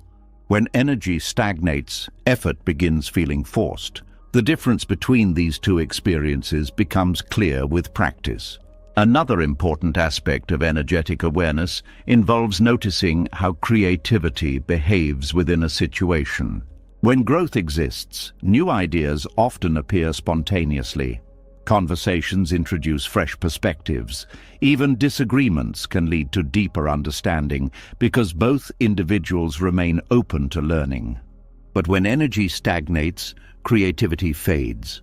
The same viewpoints repeat endlessly. Suggestions for improvement are ignored or dismissed. Instead of curiosity, the atmosphere becomes defensive. In these environments, people often stop exploring possibilities. They become trapped inside rigid patterns of thinking. Buddhist awareness encourages observing these shifts without immediately reacting. The goal is not to escape every difficult situation at the first sign of discomfort. Challenges can still exist within environments that support growth. The key difference lies in whether movement is present. In healthy situations, challenges lead somewhere. They reveal new insights, strengthen resilience, or deepen connection. In stagnant situations, challenges simply repeat. They drain energy without creating transformation. Recognizing this distinction allows individuals to make decisions based on clarity rather than habit. Many people remain in stagnant environments because they assume the heaviness they feel is their personal failure. They believe they are not trying hard enough, not communicating well enough, or not being patient enough. But sometimes the heaviness does not come from personal inadequacy. It comes from the natural conclusion of a particular situation. Just as a season eventually ends in nature, certain environments eventually reach a point where they can no longer evolve. When this happens, the energy becomes dense. Everything begins feeling more difficult than it once did. Conversations require more effort. Motivation becomes harder to maintain. The sense of possibility that once existed slowly disappears. This energetic shift is not meant to punish anyone. It simply signals that life is moving in a different direction. Buddhist teachings often emphasize impermanence. Nothing remains fixed forever. Situations that once felt vibrant may eventually lose their vitality. When individuals learn to read these signals, they begin responding with greater wisdom. Instead of forcing energy into something that no longer grows, they acknowledge what the situation is communicating. This acknowledgement creates space for new possibilities. The moment someone stops fighting stagnation, they regain the energy that was previously consumed by trying to revive it. That energy becomes available again for exploration, creativity, and connection with experiences that still carry movement. Over time, the practice of reading energetic signals becomes intuitive. A person begins sensing when something feels aligned with growth and when it feels heavy with repetition. They trust the subtle guidance provided by these sensations. This trust does not eliminate uncertainty from life, but it creates a deeper relationship with awareness. Instead of blindly pushing forward through every situation, the individual learns to listen carefully to what life is revealing. Sometimes the message encourages patience. Other times it gently suggests that the chapter has reached its natural ending. In both cases, the ability to read the energy of a situation becomes a powerful guide. It protects individuals from investing endless effort into stagnant patterns. It helps them recognize environments where growth still exists. And most importantly, it reminds them that life is always communicating through subtle signals. When those signals are noticed with awareness, the path forward becomes much clearer. When a person begins learning to read the energy of a situation, something becomes clear that once felt confusing. They start recognizing when life is quietly signaling that a chapter has reached its natural end. The conversations have grown heavy, the patterns have become repetitive, the sense of movement has faded. Awareness sees the truth long before the heart fully accepts it. Even when the mind understands that letting go is necessary, another emotion often appears that people rarely talk about. It is not anger, it is not regret, it is a quiet sadness. There is a particular kind of grief that arrives when something must end, even though it once meant a great deal. This sadness does not always come with dramatic tears or visible suffering. Sometimes it moves through the heart silently, like a soft shadow passing across the mind. A person may wake up one morning and realize that the chapter is truly finished. The decision to let go may already have been made. The energy of the situation may have clearly stopped flowing, yet the heart still remembers what once existed. Memories of laughter, conversations, shared struggles, and meaningful moments remain alive. These memories do not disappear simply because the relationship, environment, or path has reached its conclusion. This is where silent grief begins. Many people struggle with this stage because society rarely acknowledges it openly. In many cultures, there is an unspoken expectation that if a decision to leave was necessary, then the person should feel relief rather than sadness. Others may say things like, "It was the right choice," or "You will be better off now." While these statements may be true, they often overlook something important. Right choices can still carry grief. A person can know with certainty that an ending was necessary and still feel sorrow for what has passed. This sorrow does not mean the decision was wrong. It simply means the heart recognizes the significance of what once existed. Buddhist wisdom offers a gentle perspective on this experience. Instead of resisting grief or trying to remove it quickly, Buddhist teachings allow space for it. Grief is not treated as an obstacle, it is seen as part of the healing process. When something meaningful ends, the mind naturally needs time to adjust. For a long period, the situation may have been part of daily life. Thoughts, routines, and emotions were shaped around its presence. When that presence disappears, the mind must reorganize itself. This adjustment can create a sense of emptiness or quiet loss. Many individuals attempt to avoid this feeling by distracting themselves immediately. They fill their schedule with new activities. They seek constant stimulation or rush toward the next chapter of life. But when grief is ignored, it often returns in subtle ways. Memories may suddenly appear during quiet moments. Emotional tension may surface without a clear reason. The mind may continue revisiting the past, trying to process feelings that were never fully acknowledged. Buddhist awareness encourages a different approach. Instead of running from grief, the person learns to sit with it gently. They allow themselves to feel the sadness without turning it into attachment. This distinction is important. Attachment tries to pull the mind back into the past. It asks questions about what could have been done differently. It imagines alternate outcomes and holds on to the hope that the past might somehow return. Grief, on the other hand, simply acknowledges what has ended.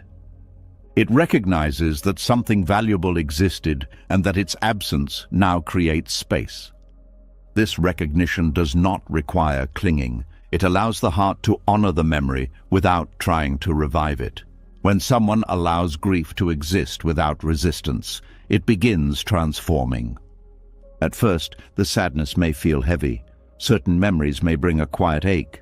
Familiar places or songs may remind the person of the connection that once existed. But slowly, something begins changing.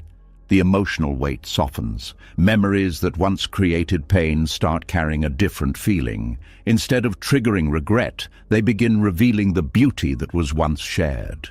A person may remember a moment of laughter or understanding and feel gratitude rather than sorrow.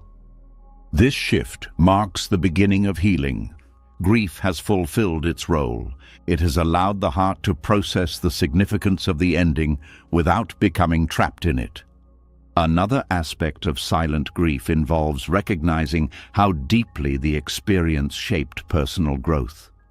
Every meaningful connection changes the individuals involved in some way. Even relationships that eventually end often leave behind important lessons. Someone may have learned how to communicate more openly. They may have discovered strengths they did not realize they possessed. They may have gained insight into their own boundaries, values, and emotional needs. These lessons remain long after the connection itself has ended. When grief is allowed to move naturally through awareness, the mind begins noticing these gifts. Instead of viewing the ending as a loss alone, the person begins seeing it as a transformation. What once felt like something taken away gradually appears as something that contributed to their evolution. Buddhist teachings often describe life as a series of changing conditions. Nothing remains the same forever. People enter each other's lives for different periods, offering experiences that shape understanding.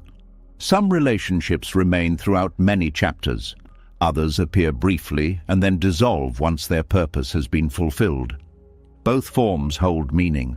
Grief arises when the heart acknowledges that something meaningful has completed its cycle, but acknowledging the end does not erase the value of the journey. It simply marks the transition into a new phase of life. During this phase, the individual may begin rediscovering themselves in ways that were not possible before. When a significant relationship or commitment ends, a certain amount of emotional space becomes available again. This space may feel unfamiliar at first. For a long time, attention may have been focused on maintaining the connection. Thoughts, decisions, and emotions may have revolved around it. Now that it is gone, the person begins asking new questions. Who am I without this chapter? What direction feels authentic now?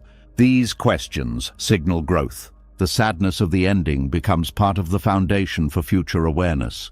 Instead of closing the heart, grief can actually deepen compassion. A person who has experienced silent endings often develops greater understanding for the emotional journeys of others. They recognize how complex human relationships can be. They become less judgmental about endings and more attentive to the quiet struggles people carry. This compassion becomes a form of wisdom. It allows individuals to move through life with greater sensitivity toward both themselves and others. Over time, the silent grief of necessary endings transforms into something peaceful. The sadness does not disappear entirely, but it no longer dominates the heart. It becomes a gentle reminder of a chapter that once mattered. Instead of pain, there is appreciation. Instead of longing, there is acceptance. The person understands that the ending was part of a larger journey. Without it, the growth that followed might never have appeared. In this way, grief becomes a bridge. It connects the past to the future without trapping the mind inside either one. The heart carries the memory of what once existed, but it remains open to whatever life will reveal next. And through that openness, healing continues unfolding quietly, one moment at a time. As the quiet grief of necessary endings begins settling into the heart, another subtle change slowly appears within the mind. The sadness softens, the memories remain, but they no longer hold the same weight. Something inside becomes quieter, more spacious, as if the emotional storms that once filled the inner world have slowly moved away.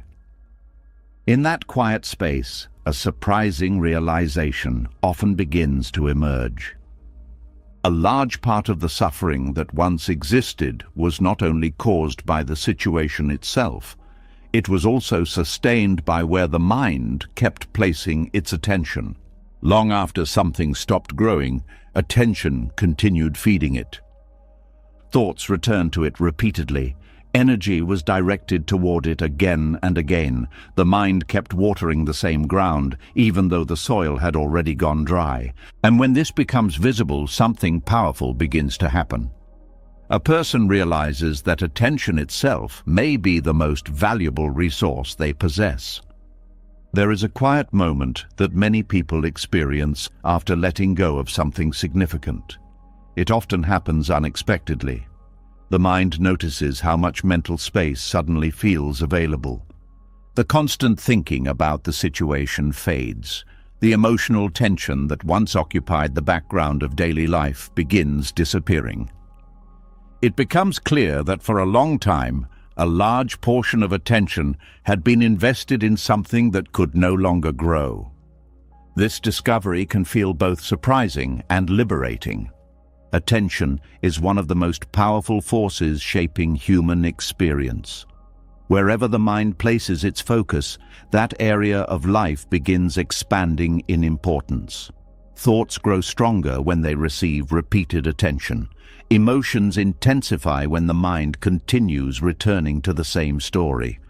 In many ways, attention functions like water. When water flows into fertile soil, growth appears. Seeds begin sprouting. Life emerges naturally. But when water continues pouring onto land that can no longer produce anything, the effort becomes wasteful. The same principle applies to mental focus. When attention is directed toward situations that nurture learning, creativity, and connection, the mind becomes energized. Ideas flourish. Relationships deepen. Personal growth becomes possible. But when attention remains fixed on situations that have already ended or stopped evolving, the mind slowly becomes exhausted. It replays old memories. It analyzes past conversations. It continues feeding emotional patterns that belong to a previous chapter. Without realizing it, people often spend enormous amounts of mental energy watering what no longer grows. Buddhist meditation practices place great importance on understanding the nature of attention. Rather than treating thoughts as something uncontrollable, these teachings encourage individuals to observe how the mind moves. Through simple awareness, people begin noticing where their attention travels throughout the day. They observe how quickly the mind returns to certain memories. They see how easily thoughts about past conflicts or unresolved situations capture focus.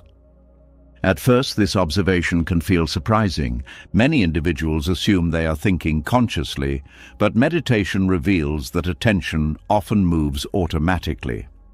The mind follows familiar emotional paths without being intentionally directed. These paths are formed through repetition.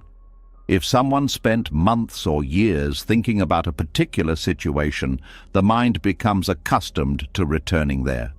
The emotional story becomes deeply ingrained. Even after the external situation has ended, attention may continue flowing toward it out of habit. Meditation helps interrupt this automatic movement. When a person sits quietly and observes their thoughts, they begin recognizing how attention shifts from one subject to another. A memory appears, an emotion arises, the mind begins following the story connected to it, but instead of becoming absorbed in the narrative, the individual simply notices it. They recognize that attention has moved. This recognition creates a small but powerful moment of choice.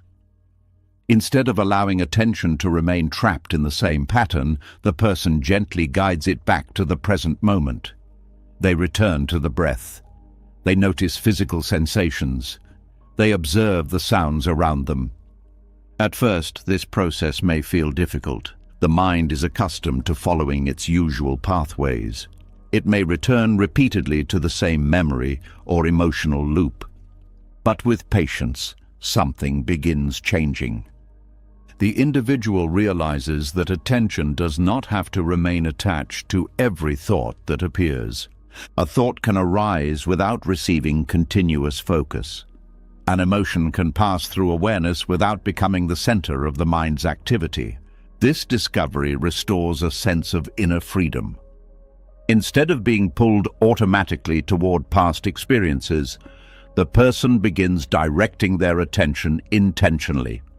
They choose where their energy flows, and this choice transforms the entire landscape of the mind.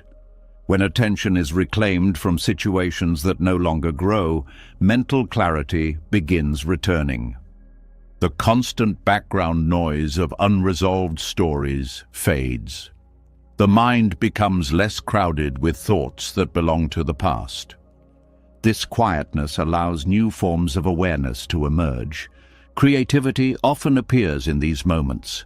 Ideas that were previously hidden beneath layers of emotional rumination begin surfacing naturally. The person may notice new interests developing. They may feel inspired to explore activities that once felt distant or impossible. Attention becomes available for discovery again. Relationships in the present moment also change.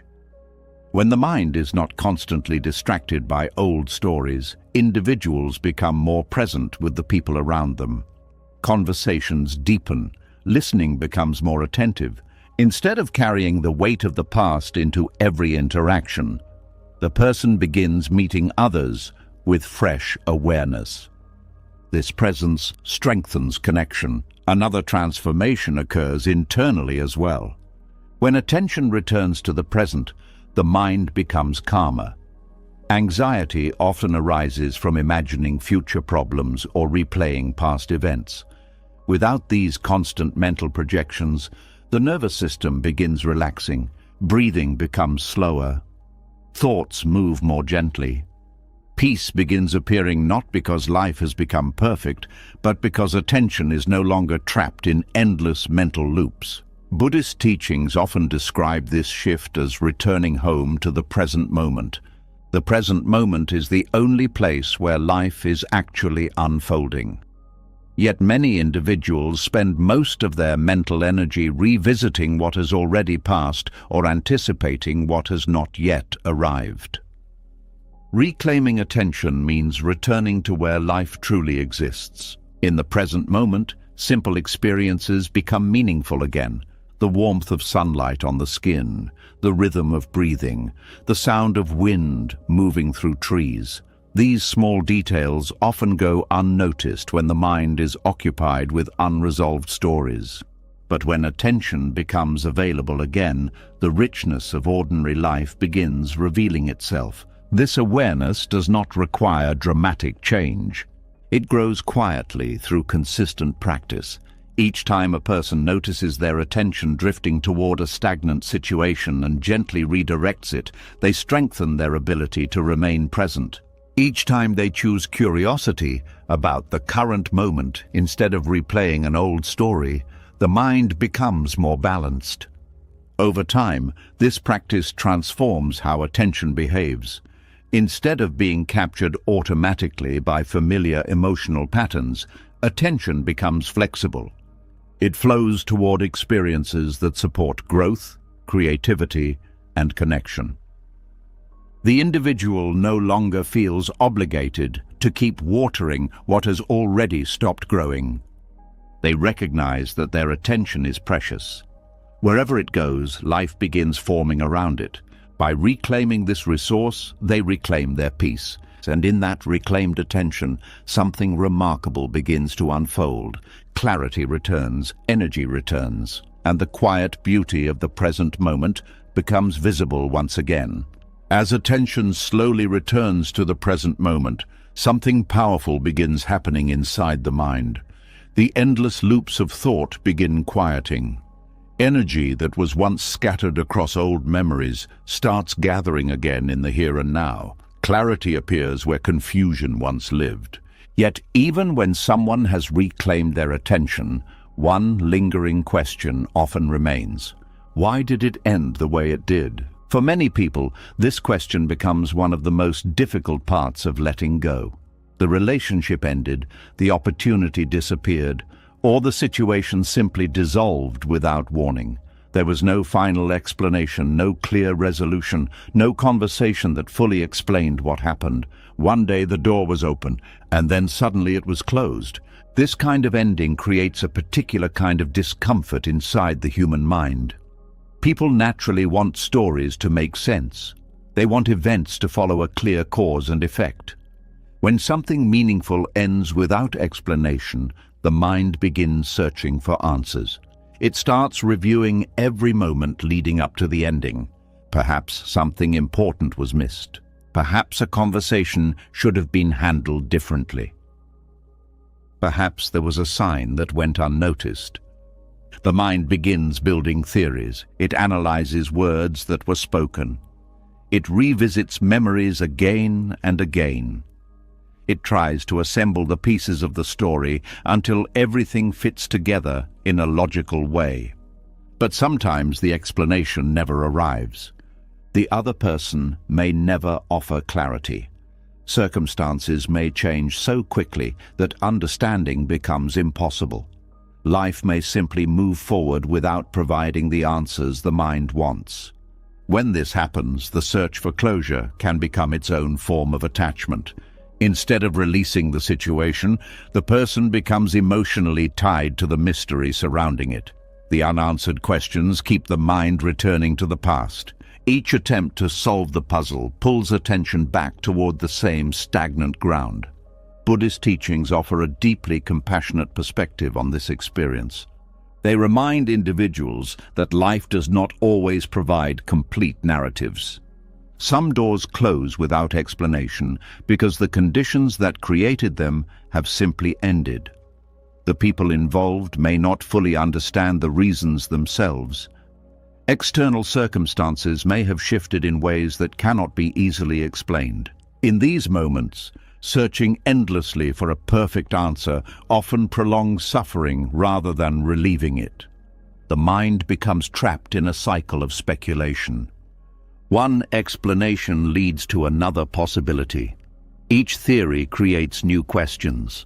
The person may spend months or even years trying to understand something that cannot be fully understood. Meanwhile, life continues unfolding in the present. Buddhist awareness gently invites individuals to consider a different approach. Instead of demanding a complete explanation, the person begins practicing acceptance of incomplete stories. This does not mean ignoring the situation or pretending it never mattered. It means acknowledging that some chapters of life end without clear conclusions. Just as a book may occasionally contain a story that finishes abruptly, human experiences sometimes leave questions unanswered. Learning to live peacefully with these unanswered questions becomes part of emotional maturity. At first, this idea may feel uncomfortable. The mind prefers certainty. It wants to know exactly why something ended so it can place the event neatly within its understanding of the world. But life rarely operates with such neat explanations. Human emotions are complex. People make decisions based on many factors that may not always be visible to others. Sometimes individuals leave situations because they themselves are confused or struggling internally. Sometimes circumstances change in ways that prevent closure from occurring. Sometimes the truth simply remains unknown. Accepting this uncertainty requires patience. The person must allow the unanswered questions to exist without constantly trying to solve them. Instead of filling the silence with speculation, they begin observing the space that the unanswered story creates. In that space, something surprising often appears. Peace begins forming, not because the mystery has been solved, but because the mind has stopped fighting the absence of explanation. This shift becomes easier when someone recognizes that closure does not always come from the outside. Often closure arises from within. When a person accepts that an ending occurred, even without understanding every detail, the emotional attachment to the mystery begins loosening. The mind no longer needs to replay the past endlessly. It recognizes that the situation has completed its role in the story of life. Another important insight emerges during this process. Sometimes the search for explanation is actually a search for reassurance. The mind wants confirmation that the ending was not caused by personal failure. It wants evidence that the person did not do something wrong. But human relationships and experiences rarely depend on a single cause. Many endings happen because two people simply reach different stages of life. Their paths begin moving in separate directions. What once connected them strongly may no longer align with their current growth. This divergence does not require blame. It simply reflects the evolving nature of life. When someone understands this, the need to find a precise explanation begins fading. They realize that not every ending needs to be justified by a specific mistake or event. Sometimes the ending itself is the only truth available. Another benefit of accepting incomplete narratives is that it prevents the mind from becoming trapped in endless emotional analysis. Instead of continuing to revisit the same memories, attention becomes available for new experiences. The person begins noticing opportunities that were previously hidden behind the search for answers. Conversations with new people feel more open. Creative ideas begin emerging. The present moment regains its importance. The past no longer dominates the mind's attention. This transformation does not erase the memory of what happened. The relationship or situation remains